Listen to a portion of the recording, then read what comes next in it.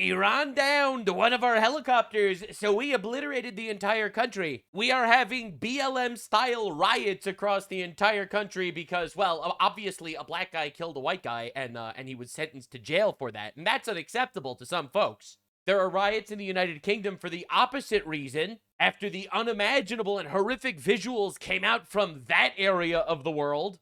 UK patriots are really tired of the fact that their entire country is getting annihilated. We got some crazy election results from last night, and also the UN is targeting Japan because they are not gay enough. Lock in, boys and girls. Crazy deep dive on all of the things. I was in the Jew tunnels for a while for this one. This one's going to be awesome. Definitely subscribe, because let's just say YouTube has not been very friendly to me because I actually cover all the things in the least homosexual way possible. Regardless, I'm willing to sacrifice my reach and monetization to say what needs to be said, and I really appreciate all your support. The Donald put his big boy pants on and made an insane tweet. I have been informed by our great military that last night the Iranians shot down one of our highly sophisticated Apache helicopters, one of my favorite genders, while patrolling over the Strait of Hormuz. There were 2 pilots involved. Thank God both are safe and uninjured. Nevertheless, the United States must, of necessity, respond to this attack. Thank you for your attention to this matter, President Donald J. Trump. Iran is really pressing their luck a heck of a lot. They've been bombing all the Arab countries, and they haven't really been doing anything in return, so they kept getting bombed. They bombed Israel. Israel responded by taking out some of their leaders and striking a lot of their weapons facilities. And they were like, all right, we're going to stop striking Israel. They're attacking us back. Well, Donald wants to make a deal, and he's orange. Maybe we'll hit the Donald instead. They take down one of our helicopters, and the Donald decides, actually, no, we are not pushovers. And now you're gonna die. And die they did. Breaking. President Trump confirms U.S. military will retaliate against the Islamic Republic of Iran after the IRGC shot down an American Apache helicopter, one of my favorite genders, in the Strait of Hormuz. All right, so all of a sudden, everyone in Iran is like, that's the sound they make when they're having sex, consensually, of course, with small furry animals. As you can see, I think of them incredibly highly. So these guys are losing their mind. They thought that Trump would just roll over. They're like, oh, Trump wants a deal. He's getting pressured by the left-wing media in his country, and the Eurocucks and the UN. They're all pressuring him. He's got to make a deal. We're going to be able to show our strength by taking down a helicopter, and we're going to be able to get away with it. Well, let's just say they did not get away with it. The IRGC is like, they're puffing out their chest. They warns, if America hits, the region will burn. And President Trump responds, if people are stupid, we'll end up in something where we have to wipe out an entire infrastructure of a nation. Oopsie poopsie, that would suck so badly. Bro is not blinking. Bro is not blinking. Breaking, Iran directly rejects today's claim that Iran sent a new draft to the peace proposal. They claim no proposal exists. All right, due to suspension of talks, Iran denied to agreeing to the 15-year enrichment suspension, denied zeroing in on 4 nuclear issues. All right, so they're sending deals, then they're denying that they sent deals, and the question is, are they lying? Are they telling the truth? Do we have multiple factions fighting for power inside of Iran right now? Probably a little bit of all of those things. Regardless, the Donald decided, you know what? I'm sorry. We're not taking this lying down. We're still in the ceasefire, by the way. These are self-defense strikes. God, I love how we could just twist language. Am I right, guys? Just a page from the leftoid playbook. Yes, men of course. Men can be women, and we are obliterating your entire military infrastructure during a ceasefire for self-defense purposes. But no, this doesn't break the ceasefire. Breaking. U.S. military has launched strikes in Iran. It actually happened. Central Command says Central Command forces began launching self-defense strikes against Iran at 5 p.m. Eastern Time at the Commander-in-Chief's direction in response to yesterday's downing of a U.S. Apache helicopter. The mission is a proportional response to an unjustified Iranian aggression. My stance is, if they're willing to do this unjustified aggression during a ceasefire where they're completely militarily defeated, we shouldn't actually give them the opportunity to build back up. I know that my opinion on this seems to be relatively fringe, but I'm not one to cuck out for mass approval. I actually think these people can't be trusted. We gave them ample time to make a deal, and they need to die, or we're just going to lose so many people. You know, I see Thomas Massey goes into Congress and being like, Israel accidentally hit our plane, our ship 80 years ago. They accidentally hit our ship and 34 people died, and then Israel apologized, and we did 11 investigations to prove that it was an accident and friendly fire, and then Israel paid millions of dollars in reparations, and that's horrible. Iran has killed thousands of our people on purpose, and yet none of these people want to talk about that. You know, Tucker Carlson is floating conspiracy theories. Oh, maybe Israel is trying to get Donald Trump killed. You know, they both control Donald Trump, and also they're trying to kill him. No one fucking saw this one coming. You know who actually did try to kill Trump? Iran, multiple times. They tried to assassinate Trump's daughter as well. All right, like it's insane the level of bad faith analysis we're giving this actual theocratic, retarded, evil, pedophile, goat molesting regime. These guys need to die, actually. They've killed thousands of us. They got ample opportunities. We need to kill them. You know, I have a very biblical stance on this, all right? If they want you dead, you kill them first. Listen, man, it's so obvious, actually, that these people are not willing to play ball in good faith. Any deal that they make seems like it would only be to get Trump off their back. Now, I have faith in the orange man that the Donald is not going to make a bad deal. Don't get me wrong. But at this point, I'd feel a lot more comfortable. These guys are just dead. Listen, if we started the war, we should actually win it, in my opinion. I know this is a really hot take, but listen, you can make the argument not to have started the conflict. But once it starts, we gotta end it, man, by us winning. Reuters says U.S. struck nearly 20 targets in Iran, official says. Let's go. Ceasefire intensifies. Complete W. Iranian outlets, this is crazy, say authorities found electronic equipment in Lavasan, northeast of Tehran, this is insane, allegedly used to assist Israeli and American air operations from within the country. Oh my god, dude, we just have them so technologically outmatched. Like, literally, the IQ difference is diabolical. It's actually insane to watch these fucking retards get annihilated like this. All right, so according to Mer News, reports of explosions near Keshem Island. No one knows who did it yet. Was it the U.S.? Was it the Gulf states? No one knows. This just happened a couple hours ago, and it was not officially announced yet. Iran's embassy, the United States, is a criminal aggressor. Yeah, we actually don't give a fuck about your opinion about any of the things, Mr. Islamic regime that started every single conflict in the Middle East over the last 47 years, killed 40,000 of your own people and killed thousands of our people. Actually, I don't give a flying fuck about your opinions or your moral grandstanding. You know, my favorite thing about watching Iran basically talk, it's like, they're like, we're going to develop nukes and we're going to blow up your entire nation. We've killed thousands of you. You are weak.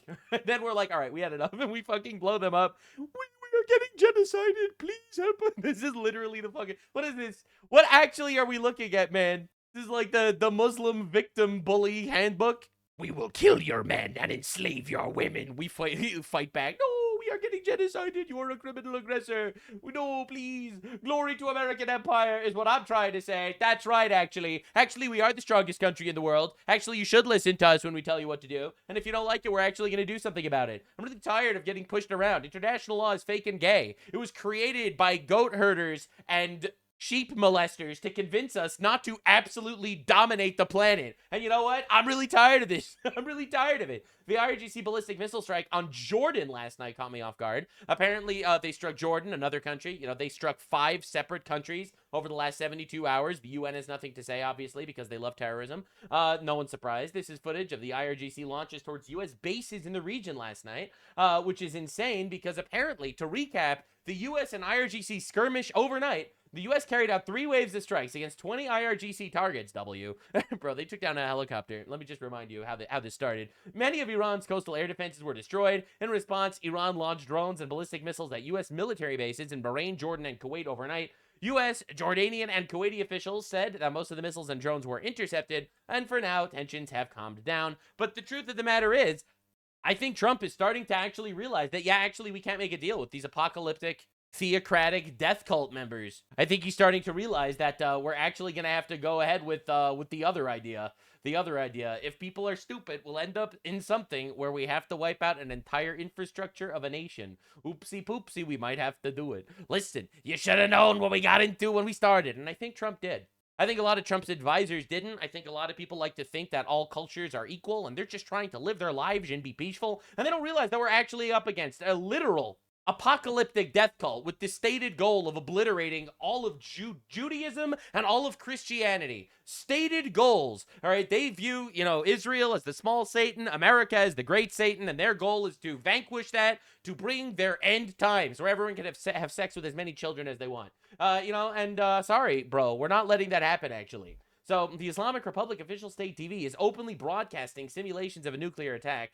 stating that they're planning on doing it to America. All right, like this is on Iranian news. So while we're making a deal with them, they're still trying to drum up propaganda for their terrorists to say, no, we're actually still gonna fucking obliterate them so we can bring our apocalyptic end times reality. It's pretty insane. And I don't think Trump is going to actually roll over on this one. You know, I think these guys are fucked. I really do. And we're going to see if I'm right. I could be wrong. But I have faith that the Orange Man is actually going to want to stop the nuclear threat. And he is going to want to come out of this war, you know, winning it, actually. Now, while all this is going on and everyone's talking about it, Pakistan's information minister says 26 terrorists were killed in hideouts along Afghanistan border. Pakistan and Afghanistan have been bombing the fuck out of each other. No one knows about this, obviously, because who fucking cares? I'm sorry to be that guy, but I don't give a fuck. His stand is bombing son of a bitch's stand, and honestly, none of this really like, bro, they've been doing this for years. But of course, it's not in the media. No one wants to talk about it. No one cares. Only white people are causing violence, actually. Muslims are incredibly peaceful. Now, one thing that I love to see,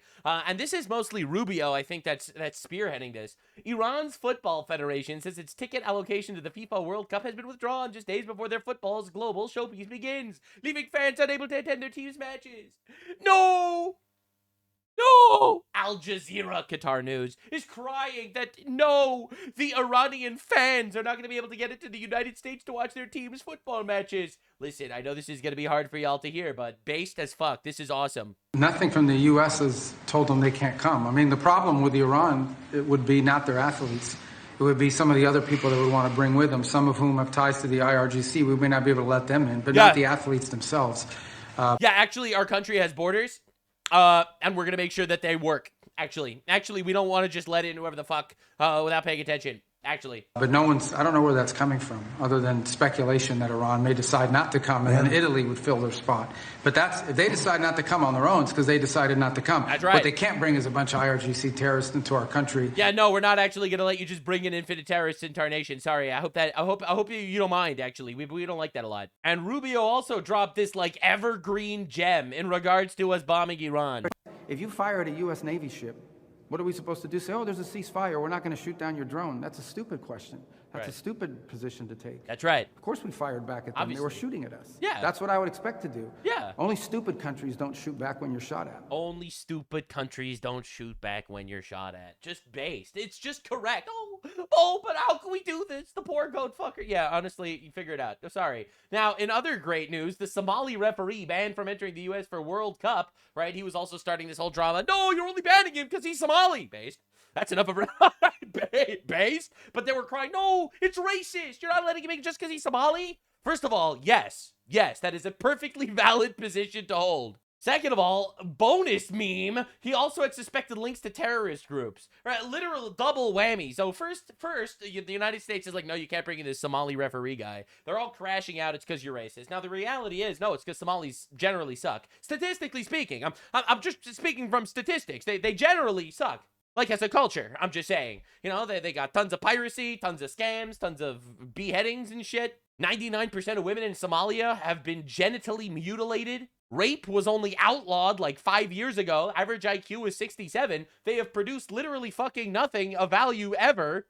And then these retards are like, how dare you insult Somalia? We have been around since the Bronze Age. You're still in the fucking Bronze Age. So, in my opinion, the fact that the Somali referee was banned from entering the U.S., that's enough. Valid, based, I understand it. I respect the stance and the position.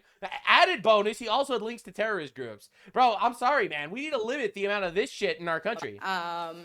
So I'm Somali. I'm proud to be Somali. To me, being Somali isn't just eating bananas with rice. It's a lot. It's like it's an interesting thing. It's very hard to describe what it means to be Somali and what it means to be American. But it's like a cultural fusion. It's kind of like the bananas and rice.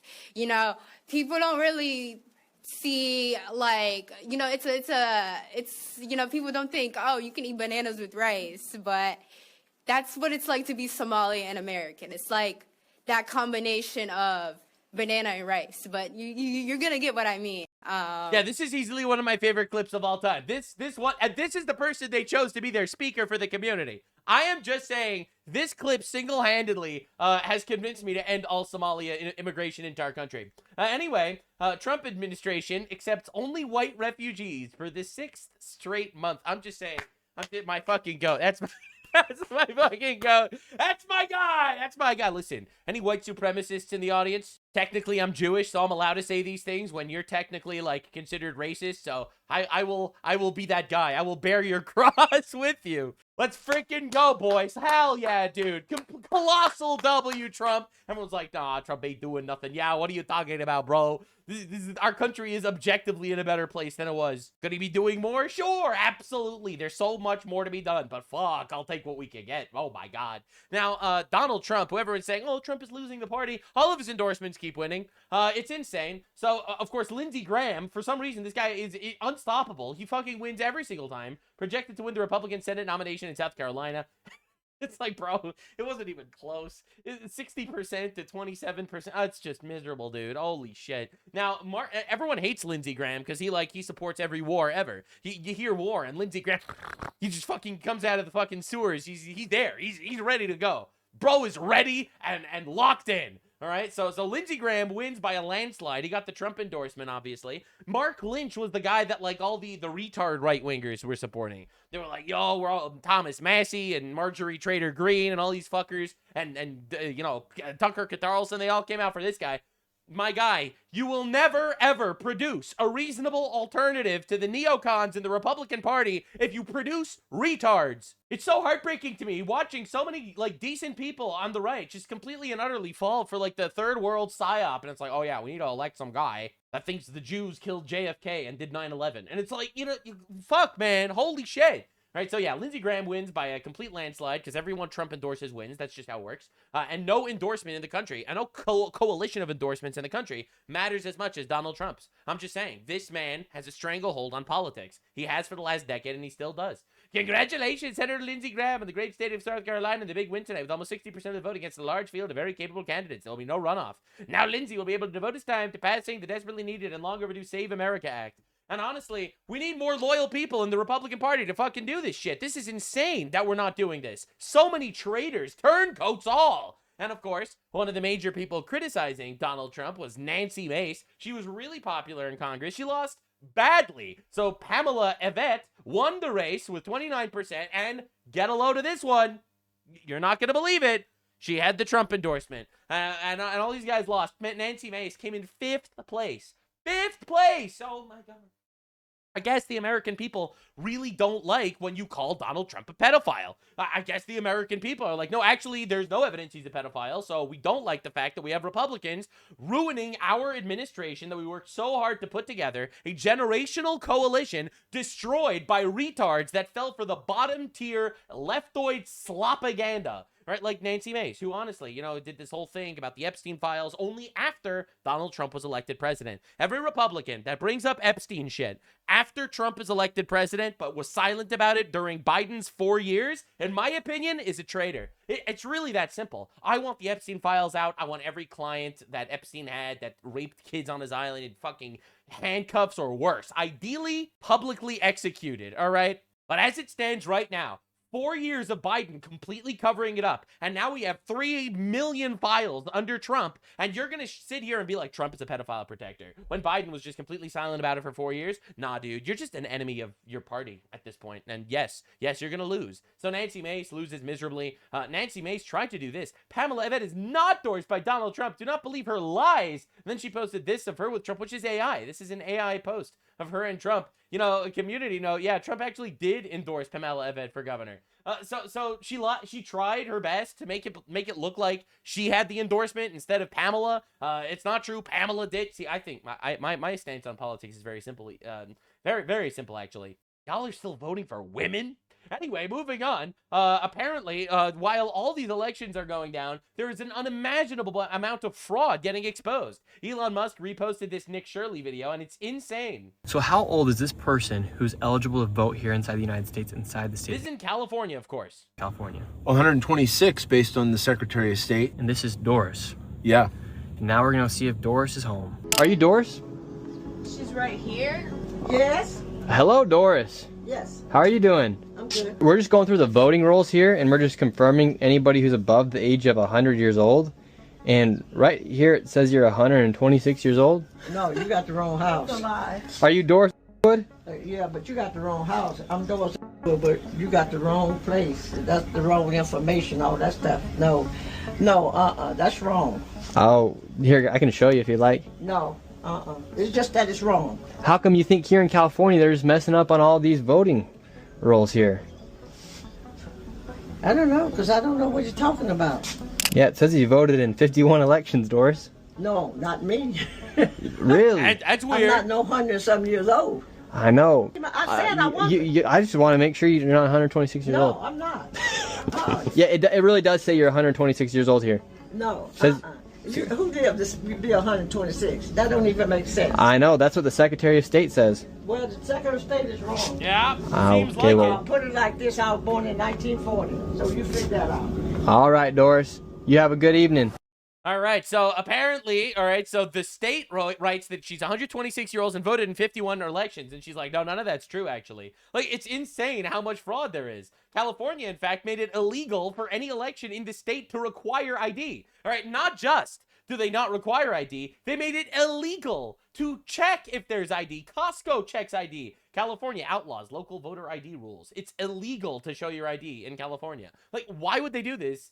If not just for fraud purposes. All right, now Candace Owens, has been. Welcome. Oh wait, that's the wrong clip. So Candace Owens has been on a weird rant lately, basically going full Russian propaganda. As you can see, this is reposted by literal Russian state television, reposting Candace Owens talking about Russia. And she's totally not a foreign operative, guys. Decided to divide our country. I encourage literally every person in the world to visit Russia. Apply for a visa. You actually are allowed to do that, Dana. Go see the Kremlin Museum. You will be spiritually moved by Russia. Russia is spiritually moving, guys. Everything, and I mean everything that we have been told about Russia is a lie. Okay? Wow. So when Tucker Carlson was they're not communists? Wait, so you mean that they don't have the largest growing Muslim population in any Christian nation? So they're not, like, just engaging in military and invading other countries, because they feel like it? You mean they're not doing any of those things? Going around looking. They don't have a secret police that just disappears people and they disagree with the regime? At the grocery stores. That was not propaganda. That is real. Yeah, it is real that they have grocery stores and the food is cheap because people make no money in Russia because the economy is shit. Like I said, an entire Catholic family moved there from Iowa. And I asked them blankly, is this just in Moscow? They live an hour and a half outside. No. It's pronounced Moscow, not Moscow. Oh, this is one of the most amazing things is how cheap the food is. Yeah, if you're coming from America, the food is cheap. If you live in Russia, the food's expensive because the food is half your salary, all right? But it's really cheap because they make no money there. How healthy the food is at every place is like Whole Foods. Wow. They particularly pointed out the grocery stores, but I don't want you to take it from me. I don't want you to take it from Tucker Carlson. I want you to go for yourself. I want you to use your own eyes, and I want you to believe your own eyes. Yes, everyone must go and give Russia money. You must spend money on Russia immediately. It is a spiritually uplifting experience. Even Nick Fuentes is like, what the fuck is going on here? We used to talk a lot more about this last year, but this is something you need to understand. I'm not saying I know for a fact that Candace is in on something or anything like that. I'm just saying this is generally true. All of these big influencers, you have to suspect that they are involved with foreign governments in some capacity. You just have to, because frequently they are, and it's weird. Now, Israel is the big one, and that goes without saying. How many of these people are kissing the wall, taking the trip, they come back... like Jesus did, he also kissed the wall? Wearing an IDF hat, they're taking the $7,000... Like, that goes without saying that Israel has this immense influence in the United States. But Israel is truly not the only one. Why is Tucker Carlson in Saudi Arabia and Qatar all the time? Can anyone tell me why? Yeah. It's so random. He's a Muslim. You have this brand that, I'm out here in my cabin, I just like hunting and fishing, and I just love America so much. Okay, so why do you spend all this time in Riyadh? Yeah, it's why weird. do you spend all this time in Qatar? Good Why point. did you buy a house there? I didn't consider that. It's just weird. And the same goes for Candace Owens going to Russia. Now, Why are you what's spending going a on week there? in Russia? Clearly something is going on there. Oh, duh. Dan Kazarian, Jew Kazarian, a.k.a. Jew. Jew goes to the UAE and Qatar trying. Bro, it's pretty weird. It's pretty weird. Isn't it weird? Isn't it weird? Do not fall for the psyop, man. Anyway, speaking of based Russia, this was back in 2016 when a jihadist beheaded a 4-year-old Russian child, and based Letrad right-wing Putin ordered all Russian television channels to cover it up to stop Islamophobia. All right, this is based Russia, by the way. You have to admit, it is pretty hilarious that all of these based right-wing guys that are going against Trump and going against the grain are all promoting generic globalist UN-style propaganda. But they're doing it from, like, the opposite perspective. They're like, we're against the globalists, and then proceeds to promote exact globalist ideologies. Except they're cool and based because they love Russia and China and Qatar. Don't fall for the fucking psyop. There is something wrong with this one. I'm just saying, there's something wrong with it. I'm telling you, man, these throngs of low IQ retards are actually throwing our country into chaos because people are just believing them. They be like, holy shit, I was watching Candace Owens and my mind is blown. And it's like, yeah, all right, dude, your genes should not be allowed in the gene pool. No, I'm kidding, obviously. We are the greatest nation on the planet. I would like to keep it that way, and I don't want to fall apart because a lot of foreigners are poking and prodding and convincing people to become absolute retards. Use your mind. Find the truth yourself. Figure this shit out. God, it's like every day it's worse with these people. Today we're going to talk about why China is actually way better and more moral than the United States of America. Tune in tomorrow when we talk about how communism is misunderstood. Thank you, base right-wing anti-Trumper. Very cool. Trump isn't doing what he promised. He's not doing enough mass deportations. Anyway, I love Qatar. Like, okay, dude. Now, honestly, we have to talk about how yesterday was like 9/11 for black people. It was honestly heartbreaking stuff. Carmelo Anthony has been found guilty of murder for the killing of Austin Metcalf. Now, for those of you that are unfamiliar with the story is pretty simple. This black dude walked up to a white dude, stabbed him in the heart, murdered him, and then he admitted that he murdered him, and then he went to court, and then he went to jail. The black community decided, yo, we're going to come together. We're going to raise like over $500,000 for this poor baby. Poor baby. Poor baby. He's a victim of being a barbarian, I guess. And he decided to murder a guy. And now he's a poor baby. And the reality is the riots that are happening now because of his supporters are honestly heartbreaking for the black community more than anyone else. All right, nothing will radicalize you and make you a racist like watching black people and black leaders and like these blacktivist groups talk about how this guy should not be in jail. A murderer. All right, let's understand. Breaking, Carmelo Anthony found guilty in Austin Metcalf murder trial. All right, I went through the trial in the past. We don't need to relitigate everything. The defense tried a whole lot of claims that were all really stupid and bad. You know, like really pathetic and lame. Right, you know, I'll show you Asmongold's reaction to it. It's pretty good.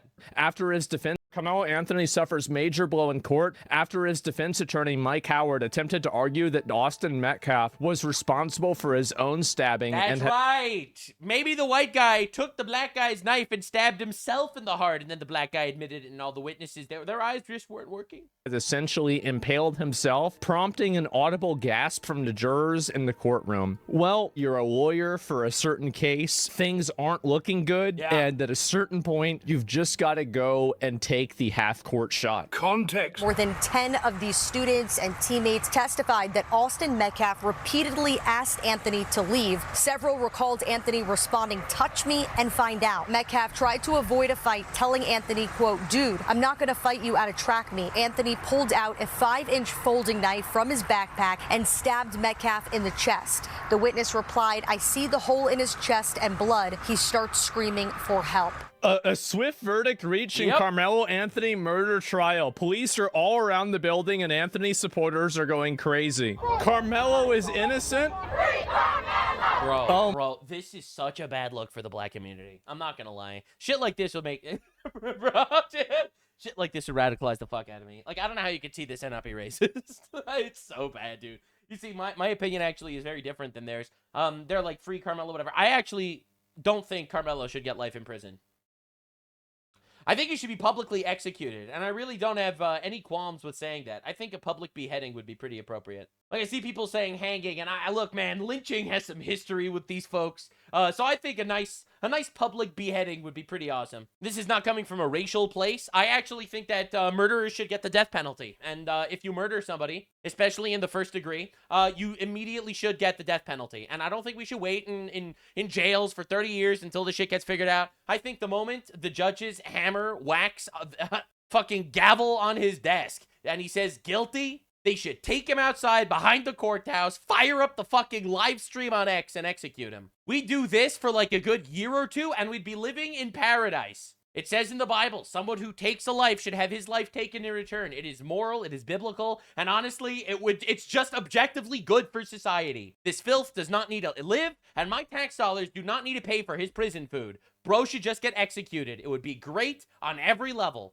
And anyone that wants to be violent to free Carmelo should get arrested and put into a labor camp and try to work off the public damages and vandalism that they actually do. You see, in my society, everything works so smoothly. Oh my God. These delusional people think he can be rehabilitated? No, they don't. No, they don't. They just like that a black guy stabbed a white guy. That's it. That's literally it. Just defending him because they're black and he's black. That's These right. people are so racist, they would make a KKK member blush. Emotion rising, shouting matches. The defense has argued this was not about race. Race is not at play here, but as we can see It's here, at play for all the people that No shit.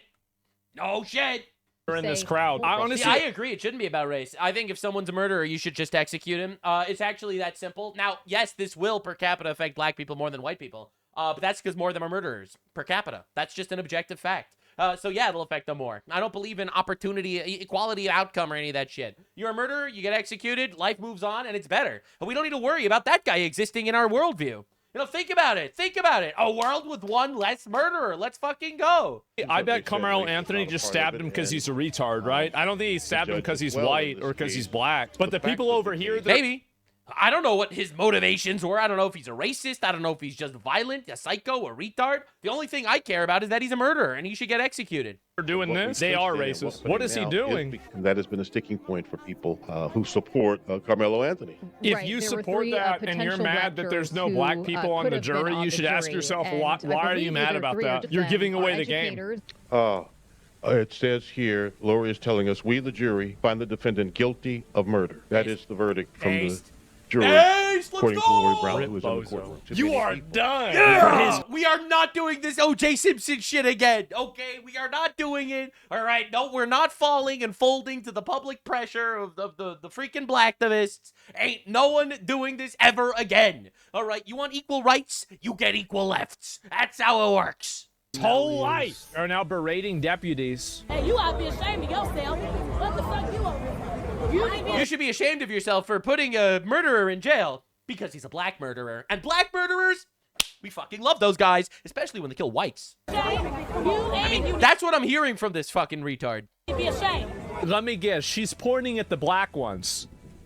Yeah, every time. You know, every this is time. always how it is. You need to be ashamed. This racist as fuck. And you need to be ashamed. Because that's one of y'all's that was in there. That's one of y'all's. Uh-huh. But you're not gonna give a That's fuck. what it's all about. It's all about tribal. Bro, I'm not going to lie here, and this might sound a little bit racist, but this is the type of shit you hear in Africa. All right? The warlord in Zimbabwe's son was killed by the other clan, so then he gets all fucking mad, and he's like, you know what I'm talking about? This is crazy. This is some tribalistic bullshit. All right, let's be real here. Bro, Carmelo Anthony is an American. Austin Metcalf is an American. It's an American murdering an American, and now the murderer needs to go to jail forever. I wish he would get executed. Unfortunately, people aren't as based as I am. But that's what we're looking at. All right? This has nothing to do with race. You are making it about race because you are tribalistic barbarians. When I say that, I don't mean all black people. I mean the ones that are crashing out about this. The chimp-outers. The ones that are chimping out. Yeah, and that's another black one. See, that's why I said...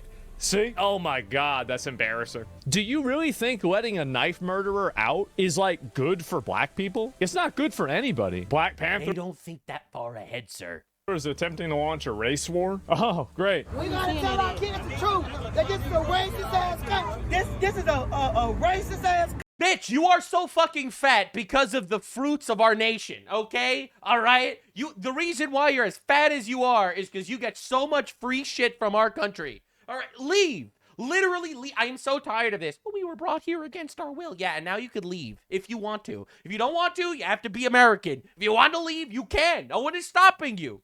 Country, we're in a racist ass state. There ain't nothing else to talk about. When there's a white boy been before all black jury, never. How's it She thinks a white guy was never arrested for murder. This is the level of retard you're dealing with. Why does the race matter? The race matters because you think that they're gonna give him. The race matters because they hate white people. Racial preference because he's black. I think that honestly, the fact that this is even a conversation calls into question why do we even have jury trials in the beginning? I've been saying this I think jury trials are not only are jury trials retarded and illogical because you're basically putting the fate of the future in the hands of a couple of random retards that could possibly be motivated by their own tribalistic instincts to give whatever result they actually want, but it's also not a biblical concept, all right? The idea of a jury is inherently anti-Bible. It states in Deuteronomy, elect for yourself judges and officers. They are the ones that make the decision. This jury of your peers bullshit is cringe as fuck.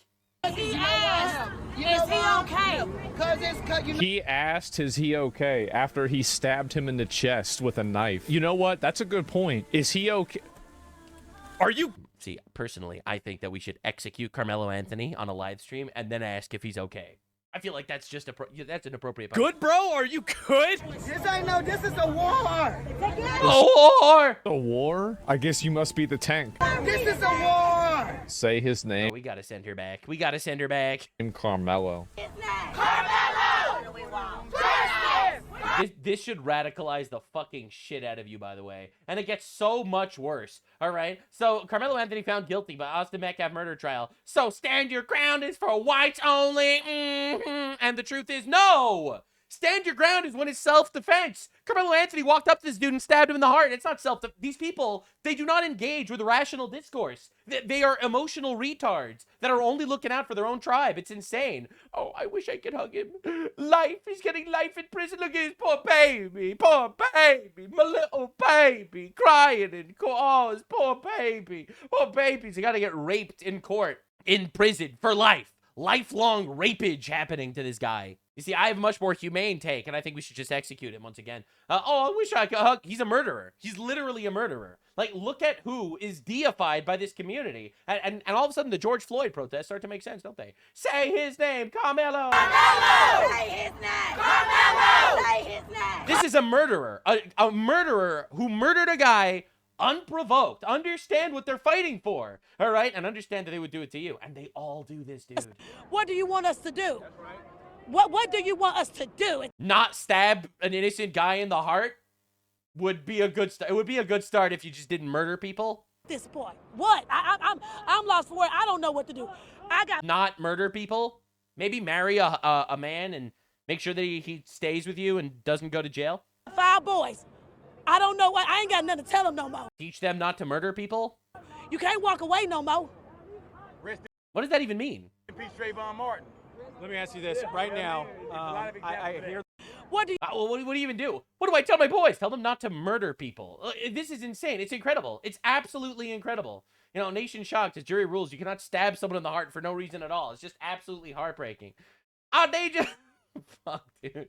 Wow. Just freaking wow. Disgusting. This is not justice. This is trying to make an example. This is from Cardi B. This is from Cardi B, bro. Oh my fucking God. Right? This is what, and the celebrity endorsement really matters, right? Disgusting. It's not justice. Make an example. They're literally putting a murderer in jail. I love how the entire community, the EBT tribes, the ghetto community is just sitting there being like, no, actually, he's just a murderer. Like, why shouldn't we let him go? It is absolute insanity watching this. Cardi B. Famous rapper, celebrity lady. It's disgusting. It's not justice. He murdered somebody. What are we even talking about? Lord, cover this baby. He didn't deserve this. You're right. He deserved an execution. People need to understand that Carmelo Anthony and his family didn't have the resources to retain a legitimate and strong defense team. Oh, really? Carmelo Anthony's family raised over $612,000 via a GiveSendGo crowdfunding campaign, which was primarily intended to fund his legal defense. They ended up wasting that shit on cars and houses and shit, but he had the money. This is a lot. Look at the cope. Look at the fucking cope. The Carmelo Anthony verdict shows the justice system has reverted back to Jim Crow era. Yeah, you just can't stab people in the heart anymore. It's no longer about evidence. He murdered somebody. It's no longer about right or wrong. He murdered somebody for no reason. It is about keeping the racial score through persecution and imprisonment of black people. Bro, we need to be prosecuting and imprisoning more black people, I think. Like, what am I even supposed to say? If you kill someone, you should actually just die. Yeah. It's no surprise that an all-white jury would find a 19-year-old kid who was bullied and harassed by two 6'1" bullies guilty of murder while he was minding his business. He murdered someone. He went into someone else's tent. The guy asked him to move, and he stabbed him in the heart. What are we even talking about? This is insane. We have seen this story before.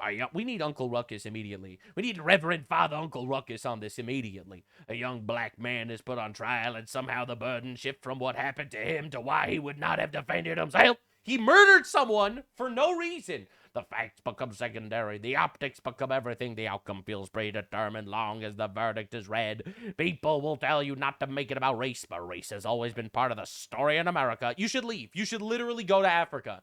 The hard truth is that many black people are no longer believe they will receive the benefit of the doubt when their freedom is on the line. Just don't murder people, actually. It'll solve all the issues. And verdicts like this are exactly why. At some point, we have to stop pretending that everyone is playing by the same set of rules. True, y'all are treated better, because you could burn shit down and, like, vandalize buildings and shit, and everyone will call it a mostly peaceful protest. But January 6th, which actually was a mostly peaceful protest, and it was provoked by, undercover FBI agents, all right, all those guys went to jail immediately with no fair trial. All right, this is insane. Because the people watching this case saw something very different than what the jury claimed to see. He murdered someone.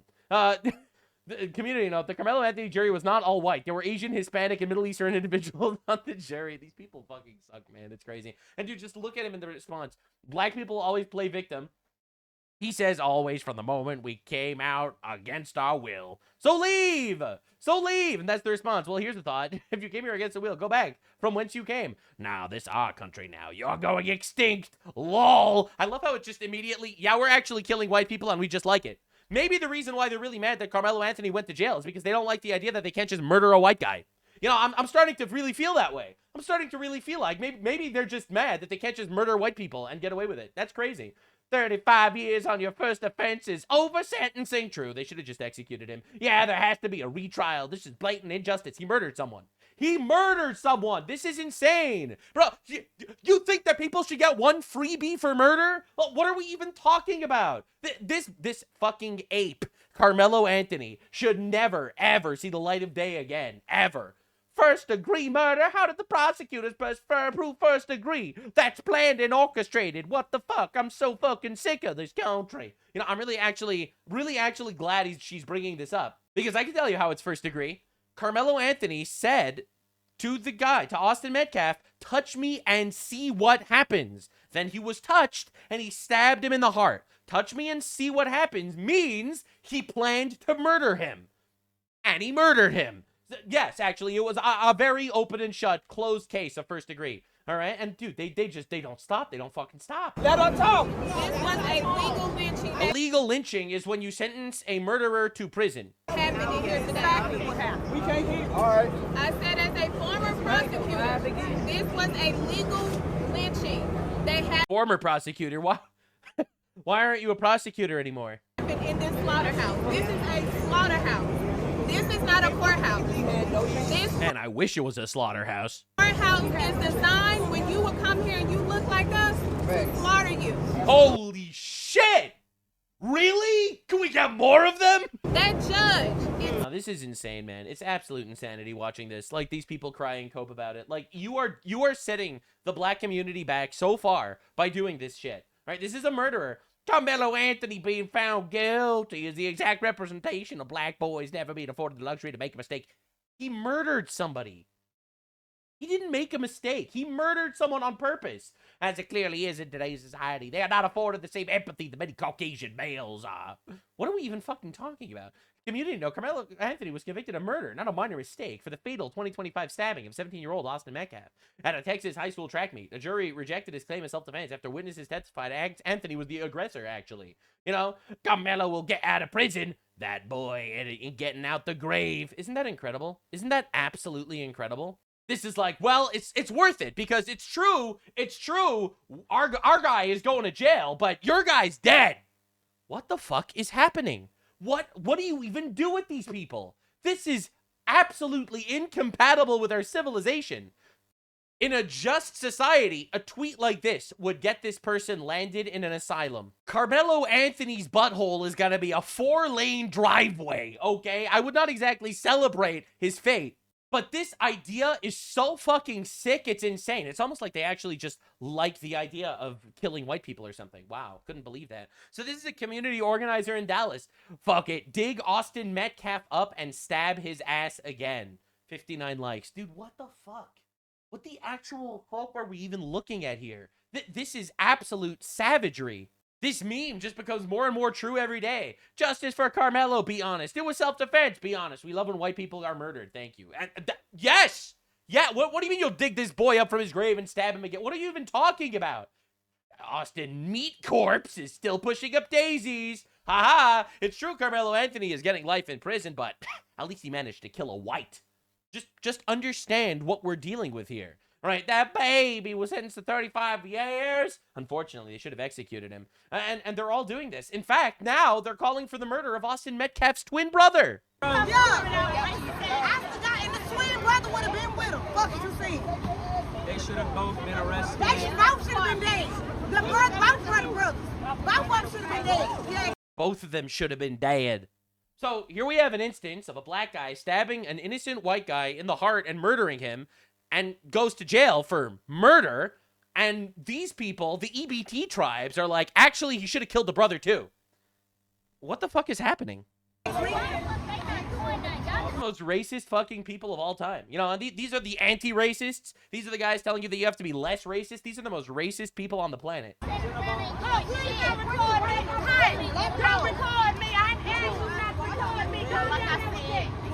You just look at this shit. It is insane. Now, this, in my opinion, was the biggest twist. So Jasmine Crockett, a congresswoman in the United States of America, made some of the most unhinged statements in regards to this Carmelo Anthony trial I've ever expected. Because she's not in the ghetto. She is a multimillionaire, rich lady, part of government. And let's hear what she had to say about a murderer that went to jail for murder. Black women, especially black women who have black male children, live in fear and agony every single day. A fear and agony that I promise you, the Metcalfs probably never spent a day. Their son was murdered. What are we even talking about? Ah, black people.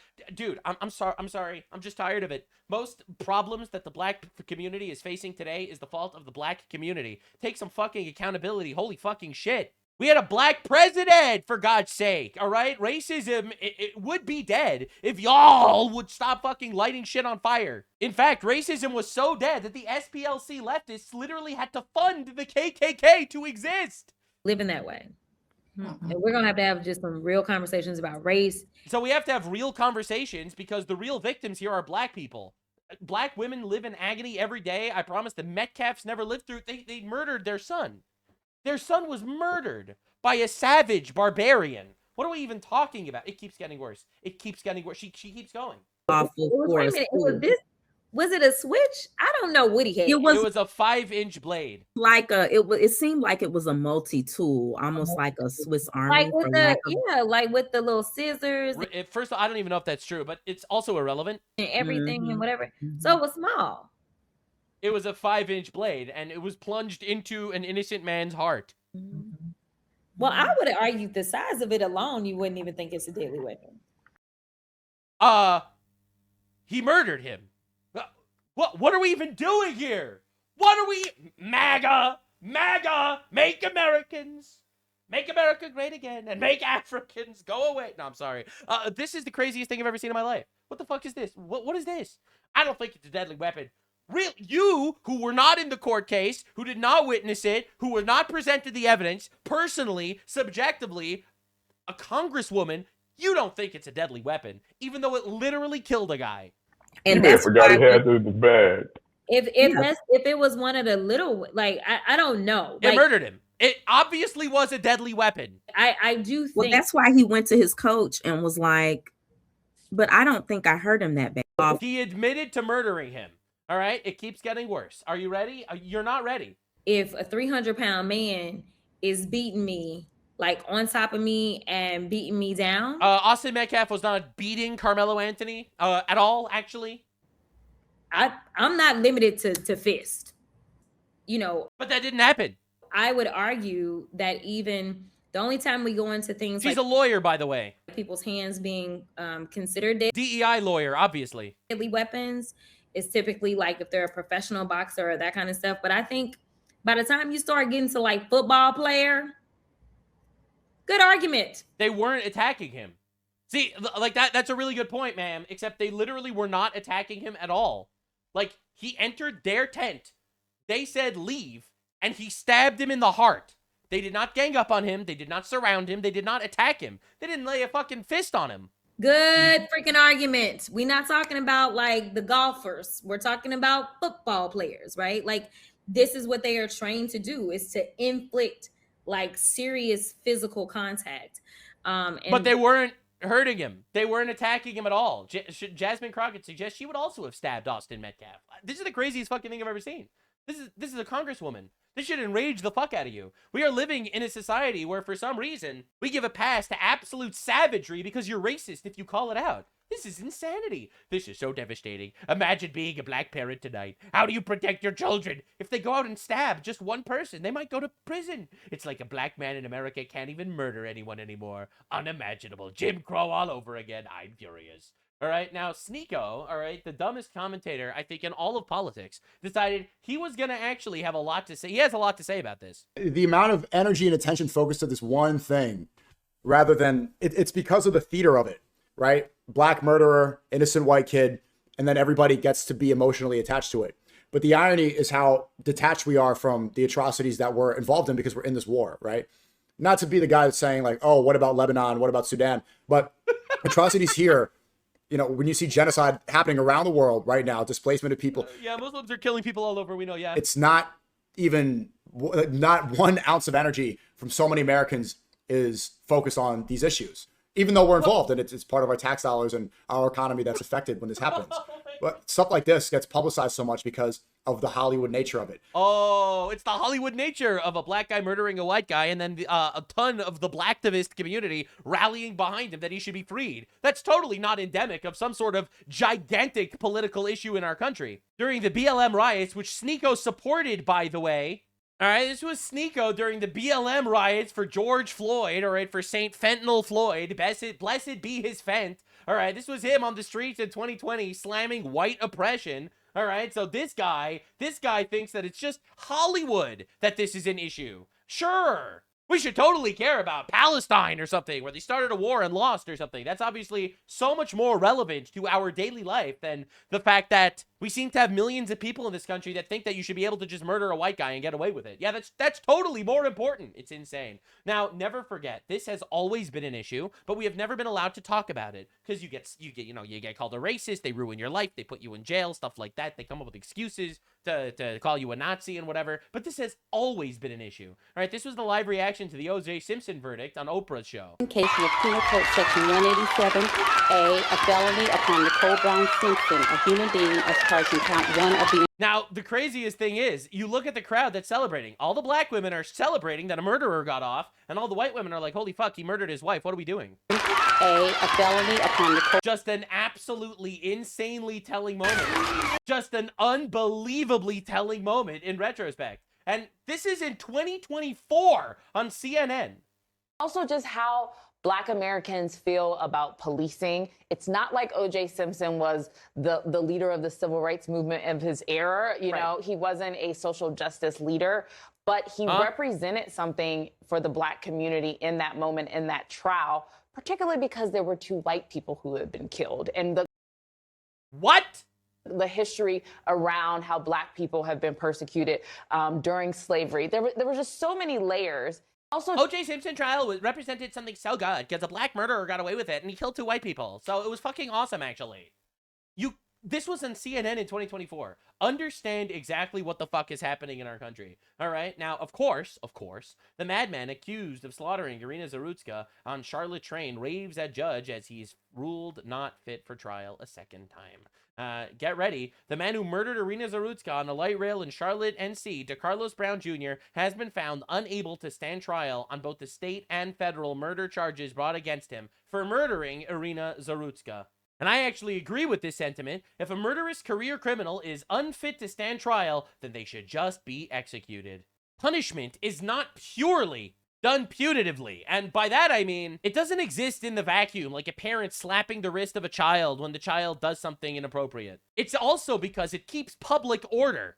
The idea, oh, well, this is a murderous psychopath that just murdered an innocent person for no reason because she's white. We're just going to release him because he's too retarded to go to jail, is an absolutely unbelievably primitive mind that's been raped by libtard propaganda for decades. This shit fucking sucks. My stance is, was, and always will be, anyone who commits murder on purpose needs to get executed promptly, immediately after the trial. The trial ends, the gavel bangs, they take him outside, they fire up the fucking X live stream, and they execute him. If that was considered the moral law of God, who am I to disagree? The left, completely mind-raped, will murder innocent babies in the womb, but put weapons back in the hands of murderers. Actual immoral psychopaths that need God ASAP. Oh my God, this literally happened while I'm recording. The Donald, as if he could hear exactly the words coming out of my mouth. Iran's military is a complete and total mess. Much of it, like their Navy and Air Force, doesn't even exist anymore. They've been completely defeated. Iran is all talk, no action. True, by the way. They're so strong, they're bombing everybody. They get bombed back. All their missiles fail. Every single return strike is a success. Just absolutely and utterly defeated people that think that they could just puff their chest out and just do atrocities to their own people in silence. The bully of the Middle East is dead. They've taken too long to negotiate a deal that would have been great for them. Now they will have to pay the price. President Donald J. Trump. Oh my God, this is absolutely massive. And he just did a follow-up tweet. The fake news media refuses to report how effective the U.S. naval blockade is. The most successful blockade in the history of naval warfare. True. Nothing gets through unless we want it to. It is a steel wall. Iran is doing zero business, not paying their military or any of their bills, and quickly becoming a failed nation. Lots of oil is getting out. Praise be to Allah.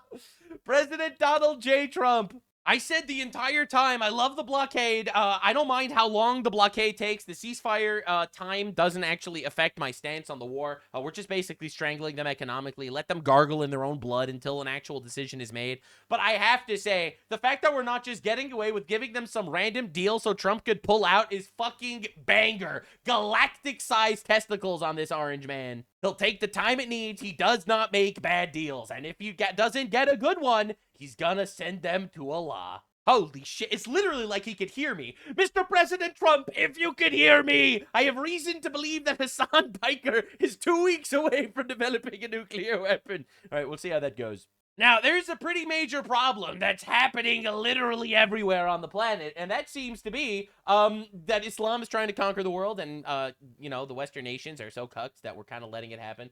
So, this is Abdul El Sayed. All right, he's the guy running in Michigan. Totally doesn't have a terrorist-sounding name, and I'm not saying that for racist purposes. He literally supports terrorist organizations. So, he's in the Michigan Senate race, and this is what he had to say. I want to ask you as well, because my colleagues at K-File here at CNN found that you had deleted thousands of old posts on X, on Twitter, sometime before launching your Senate campaign. Some of those posts included messages that said, that championed the defund the police movement, described the police as, quote, standing armies. Why did you take those posts down? Well, let me just speak to a vision for public safety that I think all of us can agree with. I think all of us want to be safe. We want to know that we can get home safely. We don't want to worry about guy that literally supports terrorist organizations, by the way, being the victim of somebody's violence, whether it's from a neighbor or the state itself. That's right. So he's calling to abolish police and ICE. Why does every single Muslim running for literally anything anywhere on the planet want to abolish police and immigration enforcement? Let me just ask yourself that fucking question. Why do all of them have that exact same political stance? I don't know. I can't possibly think of a reason. Meanwhile, we have Islamic colonization across all of the West, and all of them are like, oh, we all need to abort immigration enforcement. They come to your country, they abort enforcement of immigration, they bring in all their fucking half brothers and step cousins, who they conspicuously happen to also be married to very often. Then all of a sudden, they got their morality police and their Sharia courts and public beheadings. More on that in a minute. But it's pretty interesting if you think about it. Why do all of them have that same stance? You know, it's kind of weird. You have the based right-wing Muslims that want to abolish the police and stand with chaos and abort ICE. And then you have the left-wing Muslims that want to do that too. It's pretty weird. That's like the one thing that they all align on. It's pretty interesting. Now, the first people sentenced today for the recent riot in Southampton after the video of Henry Novak's murder was published, a group of men throwing wheelie bins at police cars, 3 years in prison. All right, so this guy is 3 years in prison for taking part in the riot after Henry Novak was killed by an Indian migrant and then handcuffed and bled out on the street by the actual police. All right, now just understand, only 2 weeks ago in the same country, 3 guys who raped 2 children at knife point got 26-pound fines. 2-tier kier, am I right? So let's just understand. So what the fuck? Let's understand. All right, so you got Pakistani rapist that rapes a child at knife point, has to pay 26 pounds in fines. And then you got a guy who's rowdy at a protesting against rape and murder, and he goes to jail for 3 years. Understand exactly what's going on in the UK. And people in the UK are tired of it. All right, this is a brand new story from today, because this is a daily occurrence. 17-year-old girl was raped by 4 Afghan migrants, including 16-year-old boy, for hours in Bristol. All right, now you see stuff like this, okay? You see shit like this in the streets. I covered this briefly yesterday, but we have to talk about the riots that took place today. All right, so you see stuff like this. All right, millions must go. This is a Sudanese migrant trying to behead a random white guy in Ireland. All right, so just understand exactly what we're dealing with.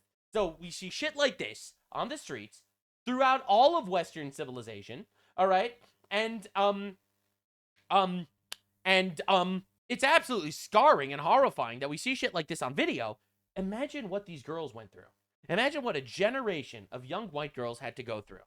It's absolutely heartbreaking. It really is. And the West is just doing it to itself with infinite empathy for retards and criminals. Now, everyone is tired of this shit. All right, so you got people saying like, do you really think that British culture is better than Pakistani culture? Yes, Pakistani culture fucking sucks, actually. You keep bringing up Pakistan as a point around perhaps them being somewhat culturally inferior. I don't want to put words in your mouth compared to perhaps other cultures like France. I would say that British culture We are waking up the white women with piercings. is definitely better than Pakistani culture, yes. Okay, fine. So what particular parts of Pakistani culture are inferior? I would say the punishments for blasphemy. The low IQ, the cousin fucking, the blasphemy laws, the hijab rules, all that shit, maybe, perhaps. The sex slaves, the child marriage. I think all of those are pretty bad. Me? But that's not part of Pakistani culture. There are people who are executed for It's not Pakistani culture. It's just what everyone does in Pakistan. But it's not Pakistani culture. blaspheming against What, in Islam in Pakistan. Well, I know that Ahmadiyya Muslims suffer state-sanctioned persecution. Okay, that's not Pakistani Islam. That's like... Yes, it is. That is literally Pakistani culture. That the state sponsors persecution against certain groups of Muslims.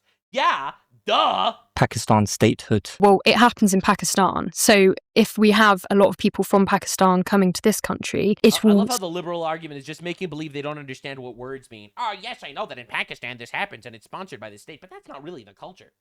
What the fuck do you think culture even means? Start happening here. And it did in 2016 when a Muslim from Bradford drove all the way to Glasgow to murder an Ahmadiyya Muslim, even though he was a Muslim himself, for what he believed was blasphemy. Okay. That's an example. But do you of think that's a something happening totalizing view of Pakistanis and Pakistani culture? No. Pakistani culture is way worse than just honor killings. Pakistani culture also has institutionalized cousin fucking. 60% of Pakistanis are inbred. They marry children in Pakistan. Millions of young girls under the age of 12 are married in Pakistan to adults. Pakistan actually just kind of fucking sucks. Sorry to be that guy. It just does. It's a shitty place. The culture sucks. And British culture is better. And you want evidence? All the fucking Pakistanis are trying to move to England. Why? Why do you think they're fucking moving to England if it's the same?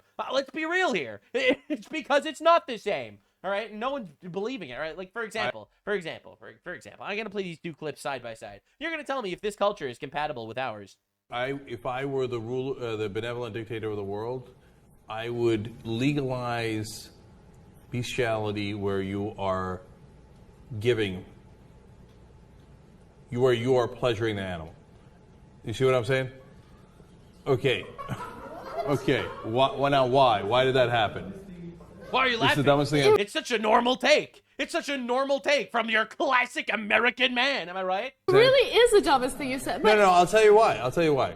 Because so there's was the case that we covered where there was a guy or a girl or something that was pleasuring a horse, and the horse came to a conclusion, right? So who got harmed? Down. You know that people who are, okay, look, not to be a downer about what you're saying, because what you're saying sounds kind of funny, but a lot of people who are being raped can actually have an orgasm. So if a guy is being raped, he can have an orgasm. You can't say, if you come, that means you wanted it. That's not the right way to go. But number one, you're being an unbelievable downer. I am, but that's the truth. Number two, they're not both humans. Bro's trying to imagine his fantasy world where he could rape horses, okay? Number three, if you really ask the horse, did you mind? The answer's got to be, no. Do you see what I'm saying? No. This is such an awkward conversation. It is. Yeah, it really is, because these people are incompatible with our civilization. Anyway, let's see what his nephew has to say. Guys, I love sex, okay? I fucking love sex, dude. And I think it's one of the best things you can do on this planet. And I love to do it with humans, dude.